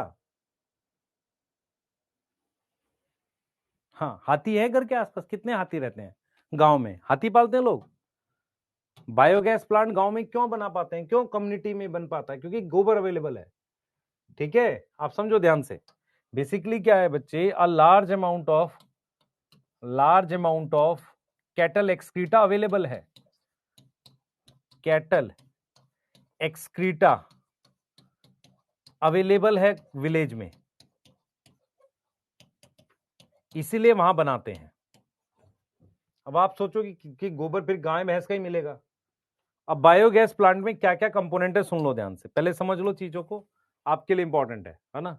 आपके लिए इंपॉर्टेंट है, इसको समझ लो पहले एक बार। ठीक है, थोड़ा सा आइडिया लग जाएगा आपको, है ना? बायोगैस प्लांट कैसे दिखता है, क्या है, थोड़ा सा आइडिया लग जाएगा। सबसे पहले बायोगैस प्लांट में क्या क्या होता है बेटा? सबसे पहले हमारे पास क्या होता है, एक टैंक होता है। ऐसे मैं बना ही देता हूं आपके लिए।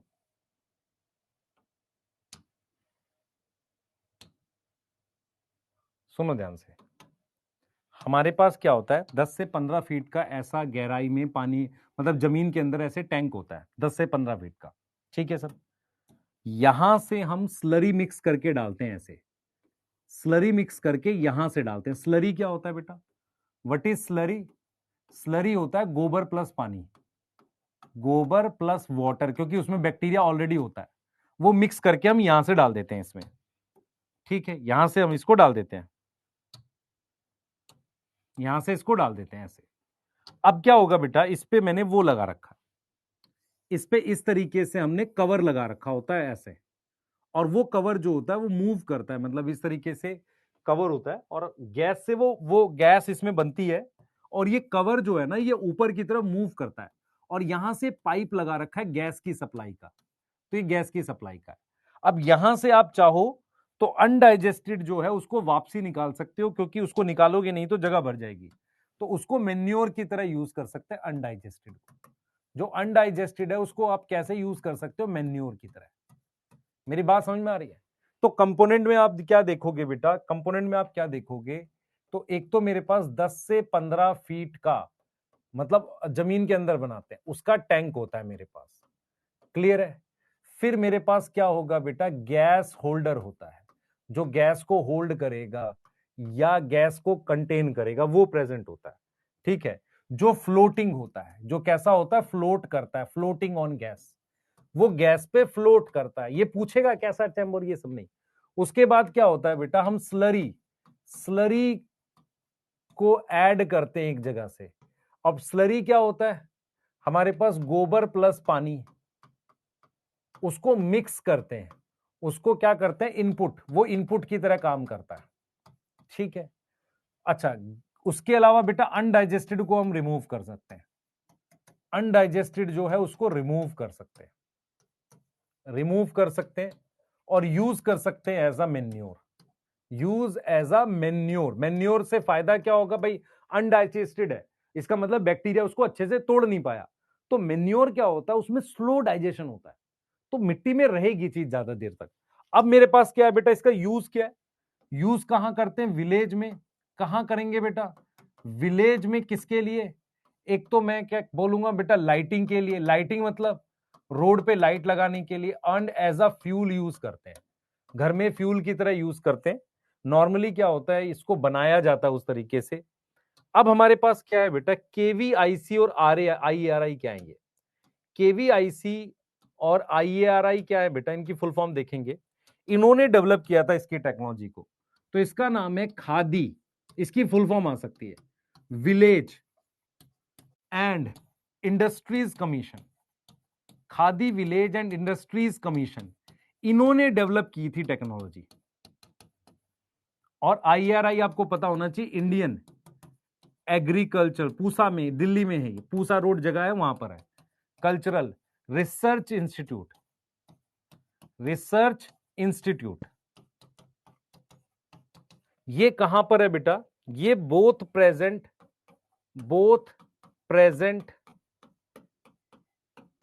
इन पूसा रोड, है ना, इन दिल्ली।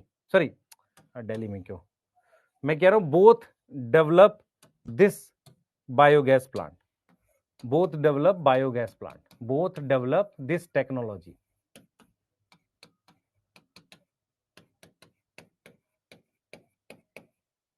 क्या मेरी बात समझ में आ रही है? इतना ही पूछेगा आपसे। इसमें क्या क्या पूछेगा बेटा? सेकेंडरी इफ्लुएंट रिवर में छोड़ने के बाद क्या होता है? रिवर में चला गया। अच्छा, अगर उसका टर्शरी ट्रीटमेंट करते तो यूज कर सकते थे ह्यूमन यूज में।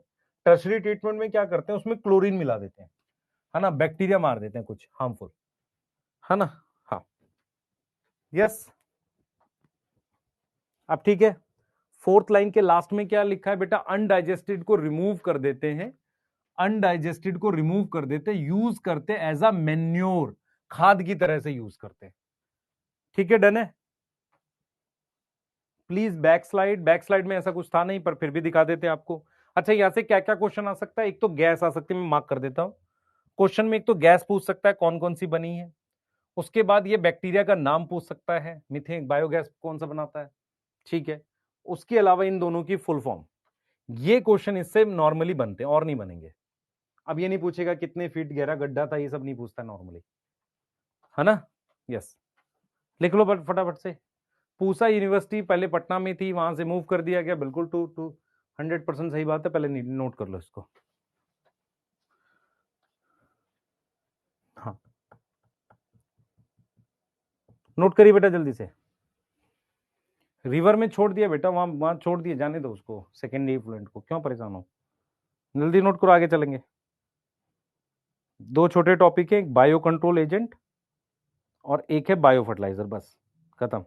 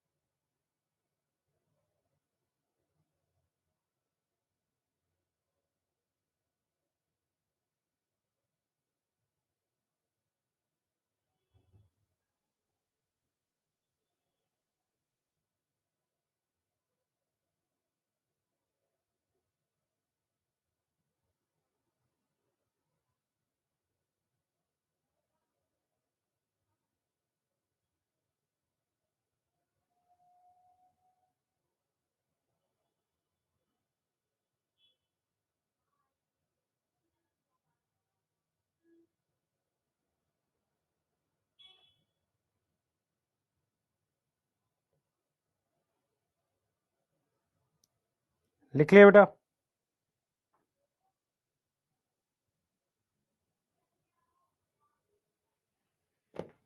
लिख लिया?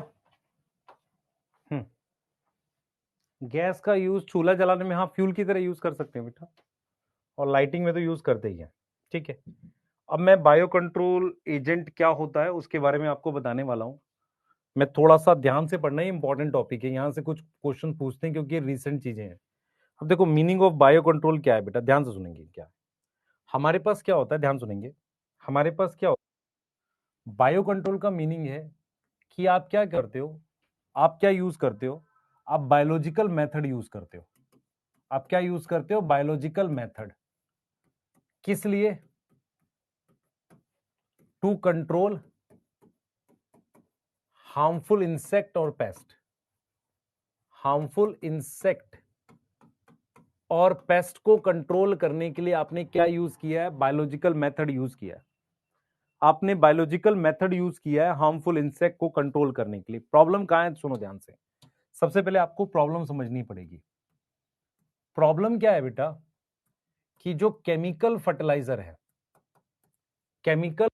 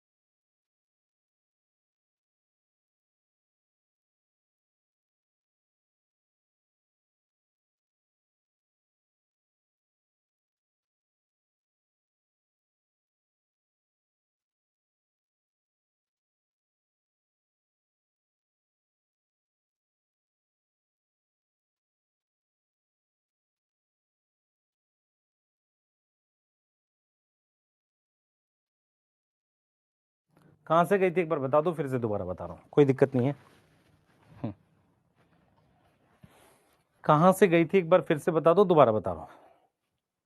प्रॉब्लम से मैं बताता हूं कैसे। देखो क्या हुआ है, आप क्या यूज कर रहे हो बेटा? मेथड यूज कर रहे हो क्या करने के लिए? टू कंट्रोल हार्मफुल इंसेक्ट और पेस्ट।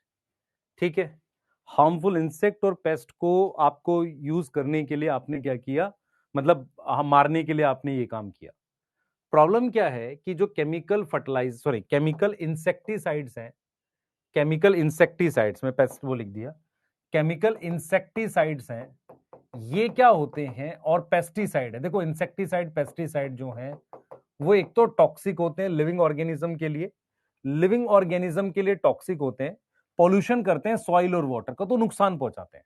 बायो कंट्रोल मेथड क्या है? यूज बाय ऑर्गेनिक फार्मर, जो यूज करते हो ना ऑर्गेनिक फार्मर कहते हैं। इसमें कोई केमिकल यूज नहीं किया जाता। तो कैसे काम करते हैं वो मैं बता रहा हूं। कोई केमिकल यूज नहीं, नो केमिकल यूज्ड।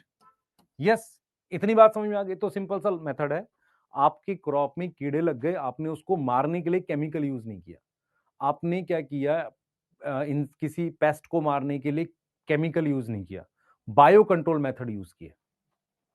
क्लियर है यहां तक? यहां तक ठीक है? पहले बताओ, देखो क्या कह रहा है। इन मॉडर्न सोसाइटी, देखो इन मॉडर्न सोसाइटी हमारे पास क्या है, इंसेक्टिसाइड और पेस्टिसाइड जो केमिकल जो होते हैं वो टॉक्सिक होते हैं, हार्मफुल होते हैं, ह्यूमन के लिए भी होते हैं। और वो क्या करते हैं? पोल्यूशन करते हैं हमारे एनवायरनमेंट को, सॉइल को, ग्राउंड वाटर को। क्लियर है? सही है? यस, यहां तक समझ में आ रहा है? क्लियर है? अब हम जरा समझेंगे किस तरीके से हमारे पास बायो कंट्रोल एजेंट होता है, उसका क्या प्रिंसिपल है। ठीक है, उसका क्या प्रिंसिपल है आपको, और उसके साथ साथ हम क्या पढ़ेंगे बेटा कि किस तरीके से बायो कंट्रोल एजेंट डेवलप किया जाता है। सुनो ध्यान से, principle of bio control agent, पहले समझो बात को, इसका क्या सिद्धांत है। फिर मैं इसकी वो लाइनें पढ़ूंगा जो एनसीईआरटी की आपको कंफ्यूज कर सकती है। ध्यान से सुनना, आपके लिए इंपॉर्टेंट है। Principle of bio control agent क्या है, यहां तक लिख ले, पहले बताओ। बायो कंट्रोल एजेंट समझ में आ गया? आप कोई बायोलॉजिकल मेथड से क्या कर रहे हो, आप इंसेक्ट, हार्मफुल इंसेक्ट को मार रहे हो।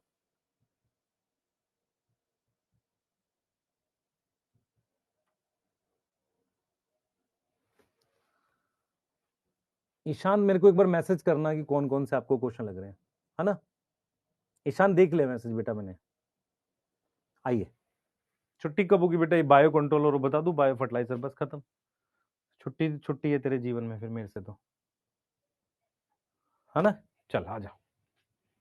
अब इधर देख, प्रिंसिपल क्या है सबसे पहले तो ये समझ। हम इसका प्रिंसिपल ये है बेटा, देखो बायो कंट्रोल एजेंट बेस्ड किस पर बेस्ड है? Based on natural predation. किस पर बेस्ड है? नेचुरल प्रिडेशन पे। मेरी बात सुनो ध्यान से। मान लो ये प्लांट है, ठीक है, इस पर कोई कीड़ा खा रहा है, आपने उसका नेचुरल प्रीडेटर वहां डाल दिया। तो बायो कंट्रोल एजेंट बेस्ड किस पर है? नेचुरल प्रीडेशन पे। मतलब क्या हुआ कि हम क्या करेंगे, natural predator of harmful insect उसको वहां इंट्रोड्यूस करेंगे। उसको क्या करेंगे? इंट्रोड्यूस करेंगे वहां पर। मेरी बात समझ में आ रही है? हम नेचुरल प्रीडेटर वहां लाएंगे, किसका? हार्मफुल इंसेक्ट का। इस बात में कोई दिक्कत है तुम्हें? ये बताओ। ठीक है, क्लियर है? हम कोई केमिकल यूज नहीं करेंगे, है ना? अच्छा, दूसरा मेरी बात सुनो ध्यान से। दूसरा क्या है?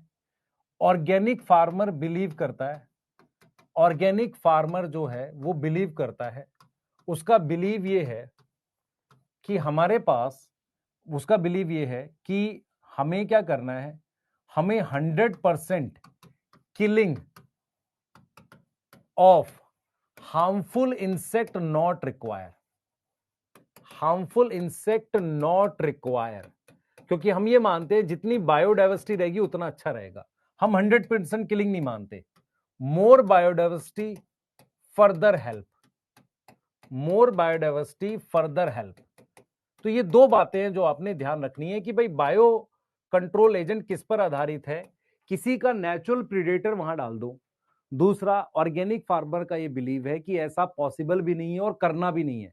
हमें 100% नहीं मारना किसी इंसेक्ट को, हमें उसको क्या करना है, उसको कंट्रोल करना है एट मैनेजेबल लेवल पे। उसे कंट्रोल रखना है किस पर? एट मैनेजेबल लेवल पर। मैनेजेबल समझ में आता है कि वो मैनेज हो सके, मैनेजेबल लेवल पर उसको कंट्रोल करना है।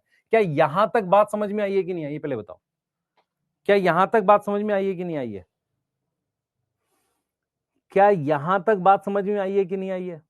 ईशांत बेटा, वो तो अब तेरे को खोजना पड़ेगा कि कहां पर, है ना? यहां तक बात समझ में आ गई? ठीक है।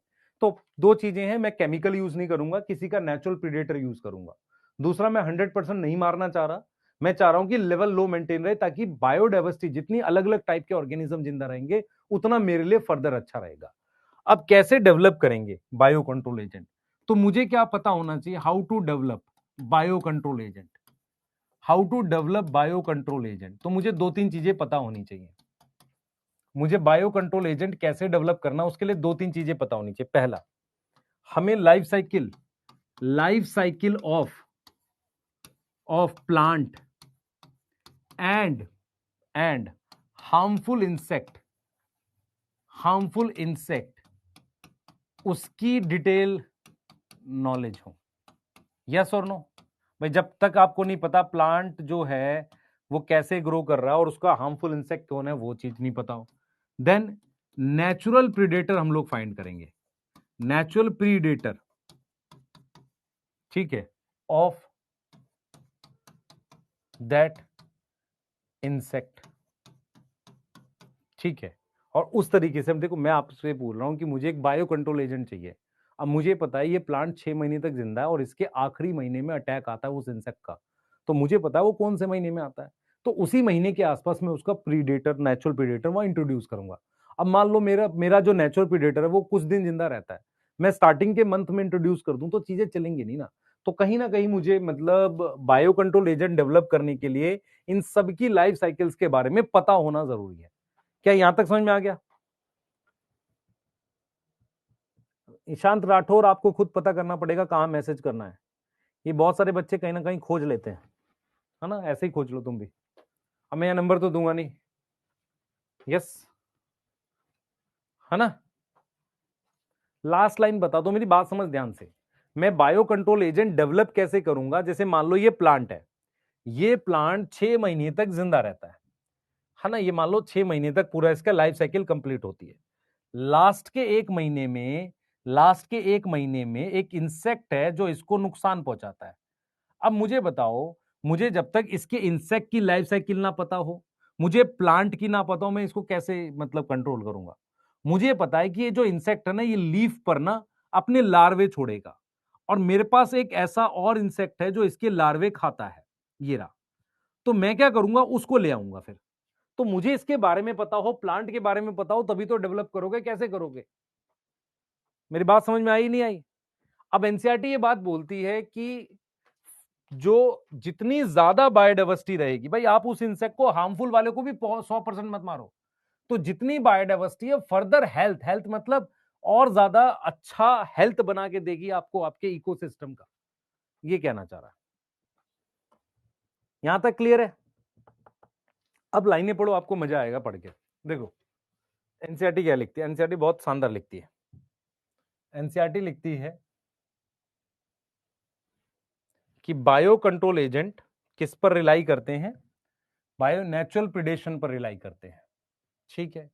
अ की बिलीफ और organic farmer that biodiversity further help, एक ऑर्गेनिक फार्मर मानता है जितनी ज्यादा बायोडाइवर्सिटी उतनी हेल्प होगी, ठीक है, जितने ज्यादा तरह के ऑर्गेनिज्म, ठीक है।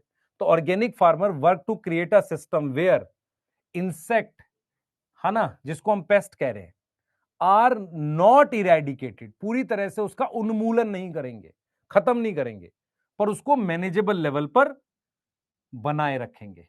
मेरी बात समझ में आ रही है? देखो पढ़ो इसे, क्लियर है। जबकि कन्वेंशनल जो प्रैक्टिस है या केमिकल है वो 100% मार देता है उस इंसेक्ट को, उससे नुकसान पहुंचता है इकोसिस्टम को। क्लियर है? यहां तक समझ में आ गई? जल्दी बताओ बेटा, यहां तक समझ में आ गई? बेटा कौन किसका प्रेडेटर होता है, एग्जांपल्स दिखा रहे हैं आपको, है ना, वो कर रहे हैं, उस पे आ रहे हैं, है ना, क्लियर है। जैसे मैं कुछ बायो कंट्रोल एजेंट के नाम आपको दिखा रहा हूं, देखो इधर मैं name of bio control agent लिख रहा हूं और वो किसके इफेक्टिव है अगेंस्ट, वो हम लोग देखते हुए चल रहे हैं। जैसे सबसे पहले मेरे पास एक बायो कंट्रोल एजेंट है, एक इंसेक्ट है, उसका नाम है लेडी बर्ड, और वो किसके अगेंस्ट इफेक्टिव है, इफेक्टिव अगेंस्ट एफिड्स। क्या नाम है? एफिड्स।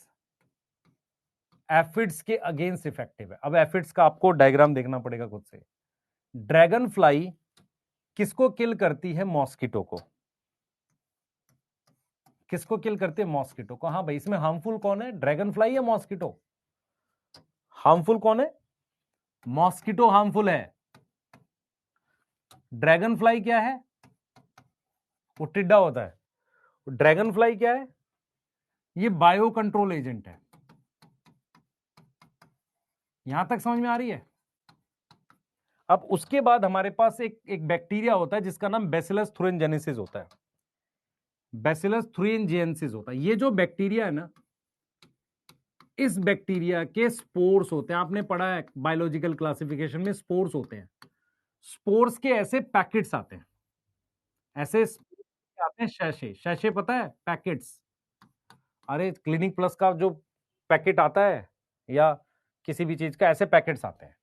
उनको क्या करते हैं, मिक्स करते हैं पानी में, मिक्स विद वाटर, और उसको स्प्रे कर देते हैं।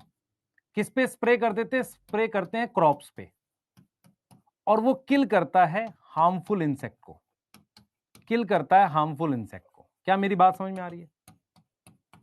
ठीक है। किस पर? ऑन कुछ फ्रूट की क्रॉप्स है और ब्रासिकेसिए, इनके ऊपर। क्या मेरी बात समझ में आई है? तो अगर मैं आपसे कहूं, मैं एग्जांपल बता रहा हूं बायो कंट्रोल एजेंट के, तो ए ये हो गया, बी ये हो गया, सी ये हो गया, डी मेरे पास ट्राइकोडर्मा एक फंजाई है, इसको भी यूज करते हैं। तो ट्राइकोडर्मा क्या है बेटा? एक फंजाई है, फंजाई है। और ये कैसी होती है? फ्री लिविंग होती है। कहां रहती है? ये प्रेजेंट होती है रूट में, प्रेजेंट होती है सॉइल में। तो इसका मतलब कौन से इकोसिस्टम में? रूट इकोसिस्टम में। तो क्या होगा बेटा? ये हार्मफुल इंसेक्ट को किल करती है ना। तो ये क्या करती है? कंट्रोल करती है हार्मफुल इंसेक्ट को सॉइल में, कंट्रोल हार्मफुल इंसेक्ट। ऐसे ही मेरे पास एक वायरस है, उनका नाम है बैक्यूलो वायरस। क्या नाम है? बैक्यूलो वायरस। और वो बिलोंग करते हैं इस जीनस से, न्यूक्लियो पॉलीहेड्रो जीनस, इस जीनस को बिलोंग करते हैं। अब सुनना ध्यान से, ये क्या है? बैक्यूलो वायरस किसको मार सकते हैं? किल स्पेसिफिक इंसेक्ट एंड आर्थ्रोपोड्स। मेरी बात समझ में आ रही है कि नहीं आ रही? यहां से क्वेश्चन आएगा डायरेक्ट लेडी बर्ड एक इंसेक्ट है जो एफिड्स को कंट्रोल करता है। ड्रैगन फ्लाई किसको कंट्रोल करता है? ड्रैगन फ्लाई किसको कंट्रोल करता है? मॉस्किटो को। बैसिलस थ्रूएनजेनेसिस जो है वो बैक्टीरिया है और उसके स्पोर्स आते हैं जिनको मिक्स करते हैं पानी के साथ और स्प्रे करते हैं क्रॉप पे। ये किल करता है किसको? हार्मफुल इंसेक्ट को। किस पे? फ्रूट क्रॉप पे। ट्राइकोडर्मा फंजाई है जो प्रेजेंट है किसमें? सॉइल में, कंट्रोल करता है हार्मफुल इंसेक्ट को। बैक्यूलो वायरस क्या है बेटा? न्यूक्लियो पॉलीहेड्रोजीनस, इसमें हमारे पास होता है, इस जीनस को बिलोंग करता है और ये इंसेक्ट को किल करता है। इसका इफेक्ट नहीं होता, नॉट किल किसको? फिश को नहीं मारेगा, मैमल्स को नहीं मारेगा, बर्ड्स को नहीं मारेगा, बर्ड्स को एंड नॉन टारगेट इंसेक्ट को। ये वायरस है, ये नॉन टारगेट इंसेक्ट जिसको हम मारना नहीं चाहते, जिनको ये मारता नहीं है, उसको नहीं करेगा। तो किल स्पेसिफिक इंसेक्ट ऑन आर्थ्रोपोड्स। तो अगर आप ध्यान से देखो, टोटल 5 बायो कंट्रोल एजेंट बताए हैं। उनमें से ये क्या है? ये इंसेक्ट है, ये इंसेक्ट है, ये बैक्टीरिया है, ये फंजाई है और ये वायरस है। तो ये सारे क्या है? Bio control agent. इसमें ये देखो, ये माइक्रोब्स हैं भाई, ये 2 माइक्रोब्स नहीं, ये तो है माइक्रोब्स। तो क्या होता है? बैसिलस थ्रूएनजेनेसिस एक बैक्टीरिया है जिसे बीटी कॉटन बनता था बायोटेक में। उसके स्पोर्स आते हैं, पैकेट्स आते हैं, उनको पानी के साथ मिक्स करके स्प्रे कर देते हैं। तो जो ब्रासिकेसियाई है, मतलब मस्टर्ड का प्लांट है या फ्रूट क्रॉप्स हैं, उनको उनको ये बचाता है। ऐसे ही मेरे पास ट्राइकोडर्मा एक फंजाई है जो मिट्टी में मिलती है, मिट्टी में वो फ्री लिविंग होती है, वो किल कर सकते हैं इंसेक्ट को। बैक्यूलो वायरस का जीनस जो है न्यूक्लियो पॉलीहेड्रोजीनस है, ये स्पेसिफिक इंसेक्ट को किल करते हैं। स्पेसिफिक मतलब ऐसे इंसेक्ट जो मतलब ये टारगेट करता है। इससे क्या फायदा होगा? जो हार्मफुल इंसेक्ट नहीं है, जो बिल्कुल नुकसान नहीं पहुंचा रहे, उनको नहीं मारेगा। यहां तक समझ में आ रहा है? यहां तक क्लियर है? अब ये टेबल देखो, आप अगर मेरे से पूछो सबसे इंपॉर्टेंट टेबल्स में से ये है, बिल्कुल है। क्योंकि क्या होगा, आपसे देखो स्टेटमेंट वाले क्वेश्चन कैसे आएंगे। अब bio control agent can kill insect 100%, सही है गलत? गलत है, कंट्रोल करना है। अब bio control agent is based on predation, ये सही है। मेरी बात समझ में आ रही है? फिर ये एग्जांपल्स हैं इसके, यहां से क्वेश्चन पूछेगा। क्लियर? नोट कर लो, लास्ट के 10 मिनट बता रहे हैं बस। बेटा ये यूज कम होता है, रीजन क्या है? ये इजीली अवेलेबल नहीं है, पर मार्केट में अब आने लगे हैं बायो कंट्रोल एजेंट्स। पर मैं फिर बोल रहा हूं, फार्मर जो है चीजों को तब ज्यादा यूज करता है जब वो आसानी से यूज कर पाए। यस, बना लो जल्दी से।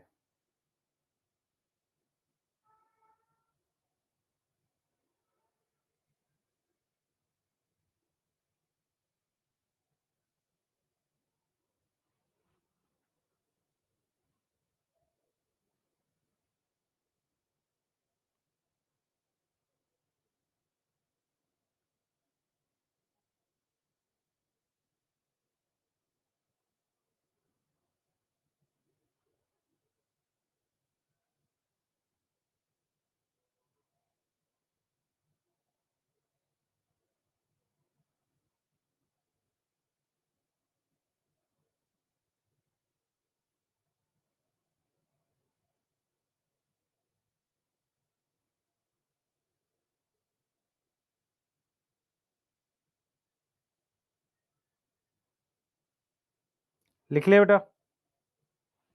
कोई डाउट आ रहा है क्या? सर डीपीपी नहीं आया अभी तक। ओके, ऐसा कैसे हो सकता है? मैं करता हूँ,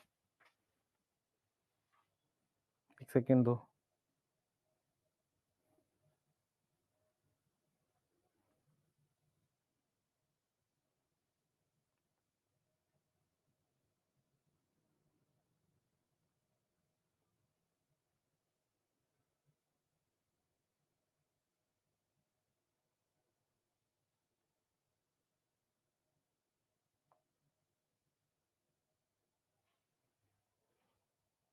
मैं भेजता हूँ बेटा, आपको अभी भेजूंगा।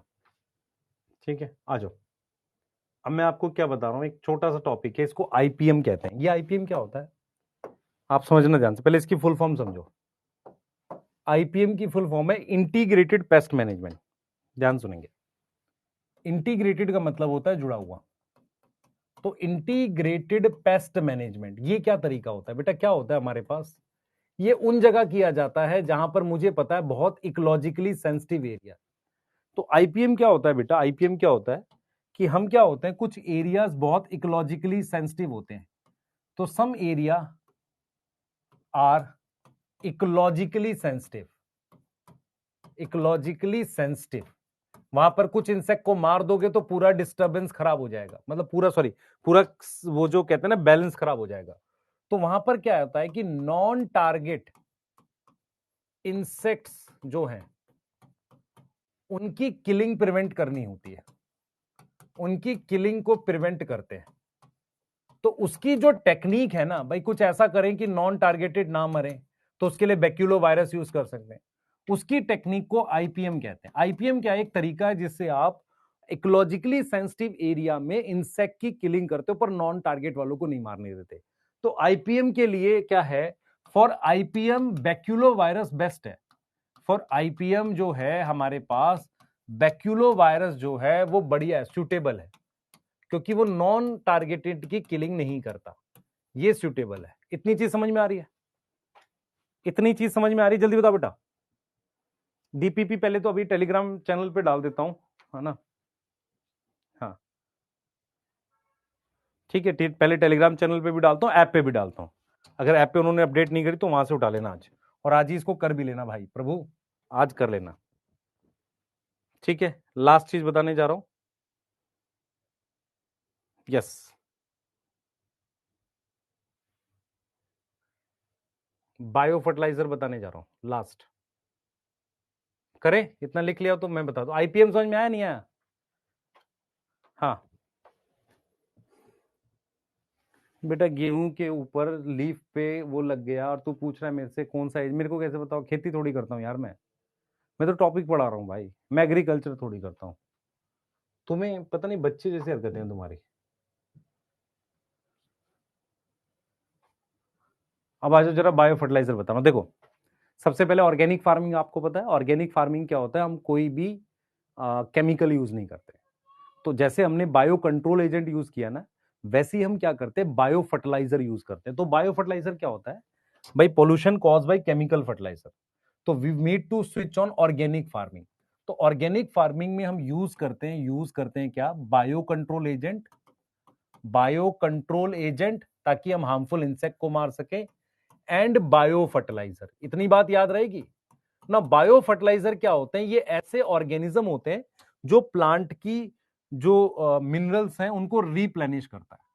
तो बायो फर्टिलाइजर्स क्या है, बायो फर्टिलाइजर्स क्या है बेटा, biofertilisers are those microbes which can replenish, which can replenish वापसी ला सके, replenish nutrient quality of soil. भाई सॉइल की न्यूट्रिएंट क्वालिटी को वापसी ला सकें, उन्हें हम क्या बोलते हैं, बायो फर्टिलाइजर बोलते हैं। और मेनली मेरे पास 3 बायो फर्टिलाइजर है मेनली। एक मेरे पास है बैक्टीरिया जो नाइट्रोजन फिक्स करता है, दूसरा है मेरे पास साइनोबैक्टीरिया। तो ये दोनों मेरे पास क्या करते हैं, नाइट्रोजन फिक्स करते हैं, तो नाइट्रोजन बहुत ज्यादा जरूरी होती है। तीसरा मेरे पास है बेटा हमारे पास माइकोरिजा। तो ये 3 हैं जो हम as a bio fertiliser use करते हैं। क्लियर है? अगर मैं आपसे कहूं what is bio control agent, ऐसे इंसेक्ट या ऐसी चीजें, ऐसा माइक्रोब जो हार्मफुल वालों को कंट्रोल करे ना। What is bio fertiliser, bio fertilise वो माइक्रोब्स हैं जो सॉइल की क्वालिटी को रिप्लेनिश मतलब वापसी ठीक कर सके। तो हम 3 चीजें यूज करते हैं, bacteria, cyanobacteria, mainly nitrogen fix करते हैं, उसके अलावा माइकोरिजा यूज करते हैं। क्लियर बच्चे? इस चैप्टर की अगर आप एक बार नोट्स अच्छे से पढ़ लेते हो, जब आप एनसीईआरटी रीड करोगे उससे हो जाएगा, उसमें बहुत मुश्किल आपको कुछ आना ही नहीं है। यस, लास्ट स्लाइड दिखा दूं, एक बार दिखा देता हूं, और लास्ट स्लाइड पढ़ा रहा हूं बस, इससे ज्यादा इसमें नहीं पढ़ना आपने। आईपीएम देखो क्या है, देखो क्या है, दिस इज डिजायरेबल, क्या, baculovirus, when beneficial insect are being conserve, beneficial को बचाना है, तो ओवरऑल इंटीग्रेटेड पेस्ट मैनेजमेंट किया जाता है। कहां पर किया जाता है, इकोलॉजिकली सेंसिटिव एरिया। तो जो इंपॉर्टेंट पॉइंट्स हैं, इकोलॉजिकल सेंसिटिव एरिया में किया जाता है, उसको प्रिवेंट किया जाता है नॉन टारगेटेड वाले को। क्लियर है बेटा? सही है। अब सबसे पहले मैं बता रहा हूं आपको नाइट्रोजन फिक्सेशन बाय माइक्रोब। देखो बायो फर्टिलाइजर के 3 एग्जांपल हैं, बायो फर्टिलाइजर के 3 एग्जांपल है, एक बैक्टीरिया और साइनोबैक्टीरिया, दोनों नाइट्रोजन फिक्स करते हैं। आप समझो ध्यान से, हमारे पास क्या है बच्चे, हमारे पास क्या है, बैक्टीरिया एंड साइनोबैक्टीरिया, दोनों नाइट्रोजन फिक्स करते हैं। बैक्टीरिया क्या है, both can fix nitrogen, both can fix nitrogen. आपको पता है एटमॉस्फेरिक नाइट्रोजन फिक्स करते हैं। अब देखो क्या है एग्जैक्ट चीजें। सबसे पहले हम बात कर रहे हैं बैक्टीरिया की। तो बैक्टीरिया में आप में से कितने लोगों को याद है सिम्बायोटिक? सिम्बायोटिक में 2 नाम थे, कौन से थे सर? राइजोबियम था और कौन सा था, याद है? राइजोबियम लेग्यूमिनस में, और फ्रैंकिया था। फ्रैंकिया किस में था? नॉन लेग्यूमिनस में। क्लियर? उसके बाद सिम्बायोटिक के बाद फ्री लिविंग। फ्री लिविंग का मतलब सॉइल में होते हैं। इसमें आता आपका अजोटोबैक्टर और एजोस्पिरिलियम, ये 2 नाम है, कर लेंगे इसको याद। तो ये बैक्टीरिया हो गया।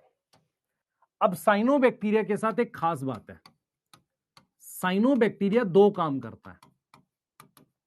एक तो ये नाइट्रोजन फिक्स करता है, प्लस फोटोसिंथेसिस भी तो करता है, ऑर्गेनिक मैटर कंट्रीब्यूट करता है, क्योंकि वो फोटोसिंथेसिस करता है। तो ऑर्गेनिक मैटर को कंट्रीब्यूट करेगा, 2 काम करता है साइनोबैक्टीरिया। ऑर्गेनिक मैटर कंट्रीब्यूट करता है क्योंकि बनाता है, फोटोसिंथेसिस करता है। तो इसमें मेरे पास बेटा नोस्टॉक, एनाबीना और ऑसिलेटोरिया, ये नाम है। क्लियर है? और ये फिक्स किसमें करते हैं? ये नाइट्रोजन फिक्स किसमें करते हैं? ऑन टेरेस्ट्रियल, जमीन पर, एंड एक्वेटिक। एंड एक्वेटिक समझ में आता है? पानी वाले हैबिटाट में, जैसे कि राइस फील्ड में।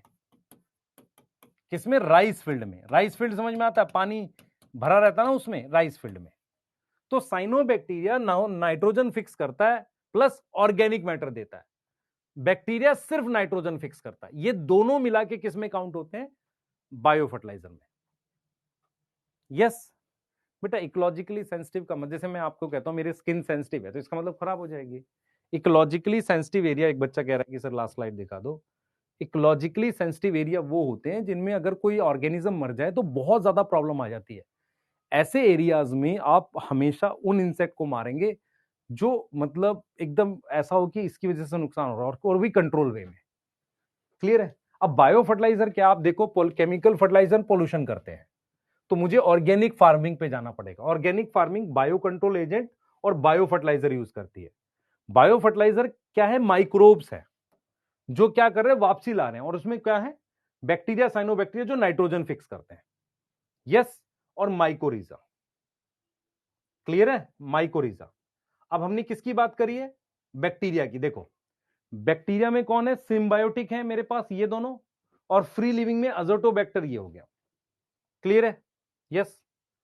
साइनोबैक्टीरिया देखो क्या करेगा? नाइट्रोजन फिक्स करेगा, नाइट्रोजन फिक्स करेगा, साथ में ऑर्गेनिक मैटर कंट्रीब्यूट करेगा। यहां पर नोस्टॉक, एनाबीना, ऑसिलेटोरिया। क्लियर है? यस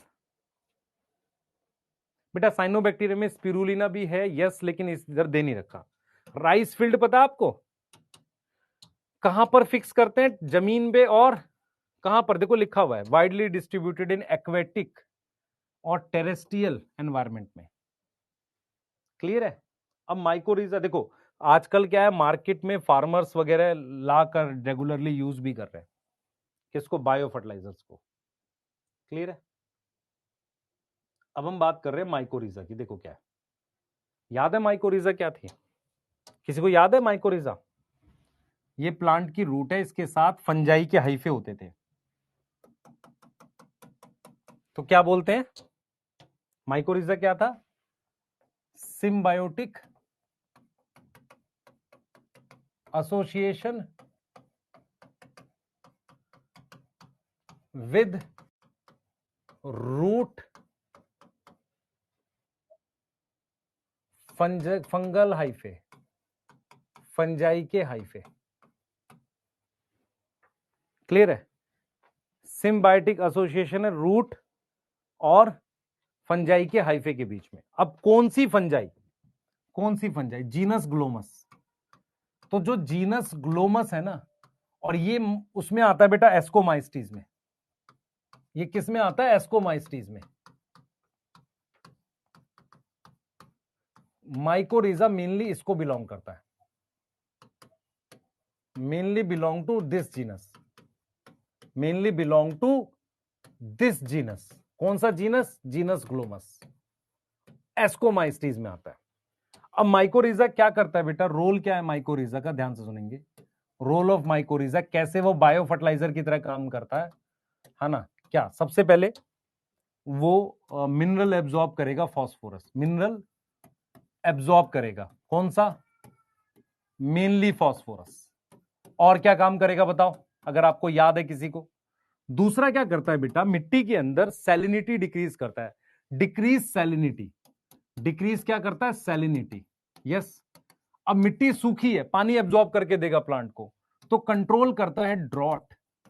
एक तरीके से सूखापन कंट्रोल करता है पानी का, कहीं और से पानी खींच के देगा उसको।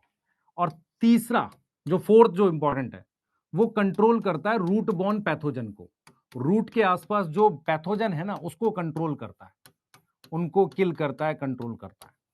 तो ना सिर्फ ये मिनरल एब्जॉर्ब करके देता है फास्फोरस, उसके अलावा एडिशनल काम भी करके देता है। आप देख पा रहे हो ये?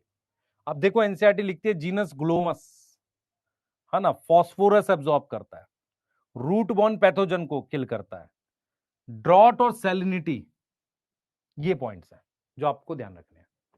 तो माइकोरिजा क्या है? फंजाई की एसोसिएशन है root of higher plant. Higher plant कौन से हैं? हायर प्लांट किसी को पता है? हायर प्लांट किसी को आइडिया है? Higher plants Pinus and orchids, gymno और एंजियो दोनों आएंगे यहां पे। क्लियर? जिम्नो एंजियो दोनों आएंगे। यस। ग्लोमस क्या है बेटा? जीनस है। आप दोनों स्लाइड लिख सकते हैं आराम से। बैक्टीरिया में देखो क्या है बेटा? सिम्बायोटिक होता है और फ्री लिविंग होते हैं। सिम्बायोटिक में राइजोबियम और फ्रैंकिया। राइजोबियम किस में फिक्स करता है? Fix in legumes. और ये किस में फिक्स करता है? फ्रैंकिया नॉन लेग्यूम्स में। क्लियर है? सैलिनिटी होता है नमक ज्यादा हो जाना। नमक कैसे ज्यादा हो जाता है मिट्टी में? बताया था मैंने कभी? आपको पता है खेती करने के लिए पानी जमीन से निकालते हैं, बहुत सारा पानी उड़ जाता है, तो नमक ज्यादा हो जाता है। उस नमक को कंट्रोल करता है। यस। ठीक है, बस खत्म हो गया। इसको सॉल्व करें आप लोग।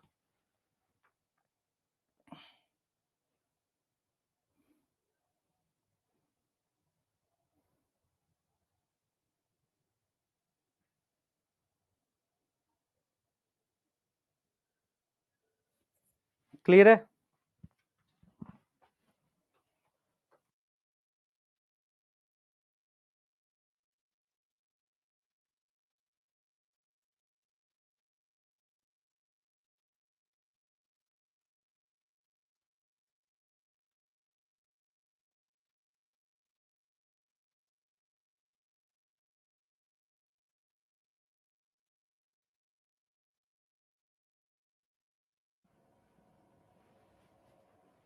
क्लियर है?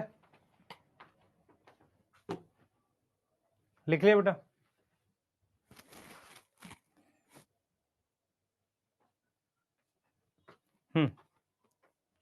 ये लिख लो।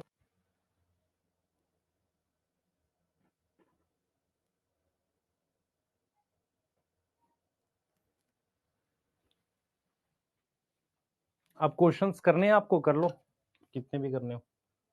इनके क्वेश्चंस तो आसान आते हैं।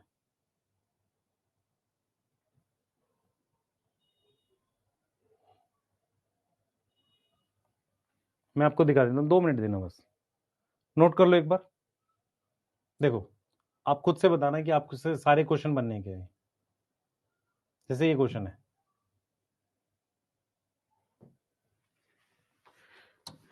एनारोबिक बैक्टीरिया सीवेज में, तो मार्श गैस बनाना चाहिए। इथेनॉल कौन बनाता है? सैक्रोमाइसिस। यस।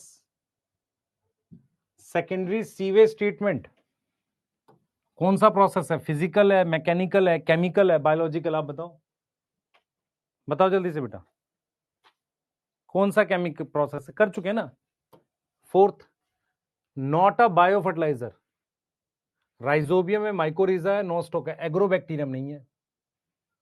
आप देखो कोई ऐसा क्वेश्चन नहीं है जो नहीं बनेगा। अब ये वाला करते हैं एक बार जरा। Domestic sewage in large city, high BOD at contain both aerobic and aerobic, is process by aerobic and then anaerobic bacteria in secondary treatment. ये ठीक लग रहा है भाई। एनारोबिक का तो कोई मतलब ही नहीं ना बीओडी से, ये तो गलत है इस वजह से। when treated in STP does not really require aeration, ये तो गलत हो गया ना, रिक्वायर है। has very high amount of suspended solid, suspended और डिजोल्व सॉल्ट्स, बेटा सॉल्ट्स नहीं है, डिजोल्व ऑर्गेनिक वेस्ट है। तो ज्यादा सही कौन सा बनेगा? सेकंड। यस, सिटीज की बात कर रहा है। एक पेशेंट है, उसको मायोकार्डियल इंफ्रैक्शन हो गया, क्या लगाना चाहिए? कौन सा इंजेक्शन लगेगा? याद करो। एक पेशेंट है, उसको मायोकार्डियल इंफ्रैक्शन हो गया, क्या लगा दें उसको? Streptokinase, clot buster. यस। तो आप अगर देखोगे क्वेश्चन एनसीईआरटी बेस्ड आएगा, हाँ भाई, मोनस्कस purpureus, blood cholesterol lowering agent, ये कर चुके हैं हम। यहां पे आ जाओ। A good producer of citric acid, citric acid कौन बनाएगा? Aspergillus. Yes. Bio control of paste, butterfly, caterpillar. अब क्या है बेटा, कैटरपिलर आता है डाइप्ट्रा में। देखो ये दोनों तो आएंगे नहीं, स्ट्रेप्टोकोकस ये रहे नहीं, ये है नहीं, आपके पास एक ही बायो कंट्रोल एजेंट दे रखा, बैसिलस थ्रोएंजेनेसिस। और देखो, ये देखो एनारोबिक्स, मैंने क्या बोला था, गैस याद करनी है। ये देखो, gases are anaerobic sludge digester में कौन सी गैस बन रही है भाई?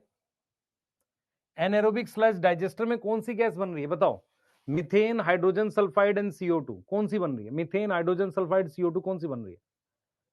हाइड्रोजन सल्फाइड बन रही है, मीथेन बन रही है, यही बन रही है। देखो CO2 ओनली, ये गलत हो गया। ऑक्सीजन नहीं बन रही, ये बन रही है। सेकंड आएगा, गट में क्या होगा? मिथेनोजन। फर्स्ट बन रहे, क्वेश्चन नहीं बन रही बताओ बस, बन रहे हैं ना? हाँ,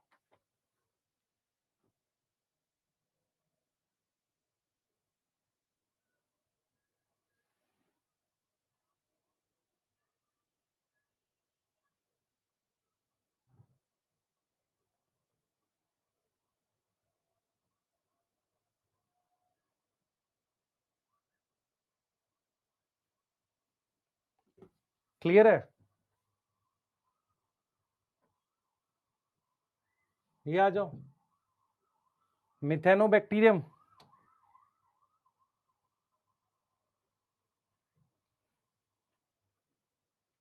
Methanobacterium, lactic acid, penicillium notatum, acetic acid, saccharomyces, ethanol, acetobacter, aceti, antibiotic. बताओ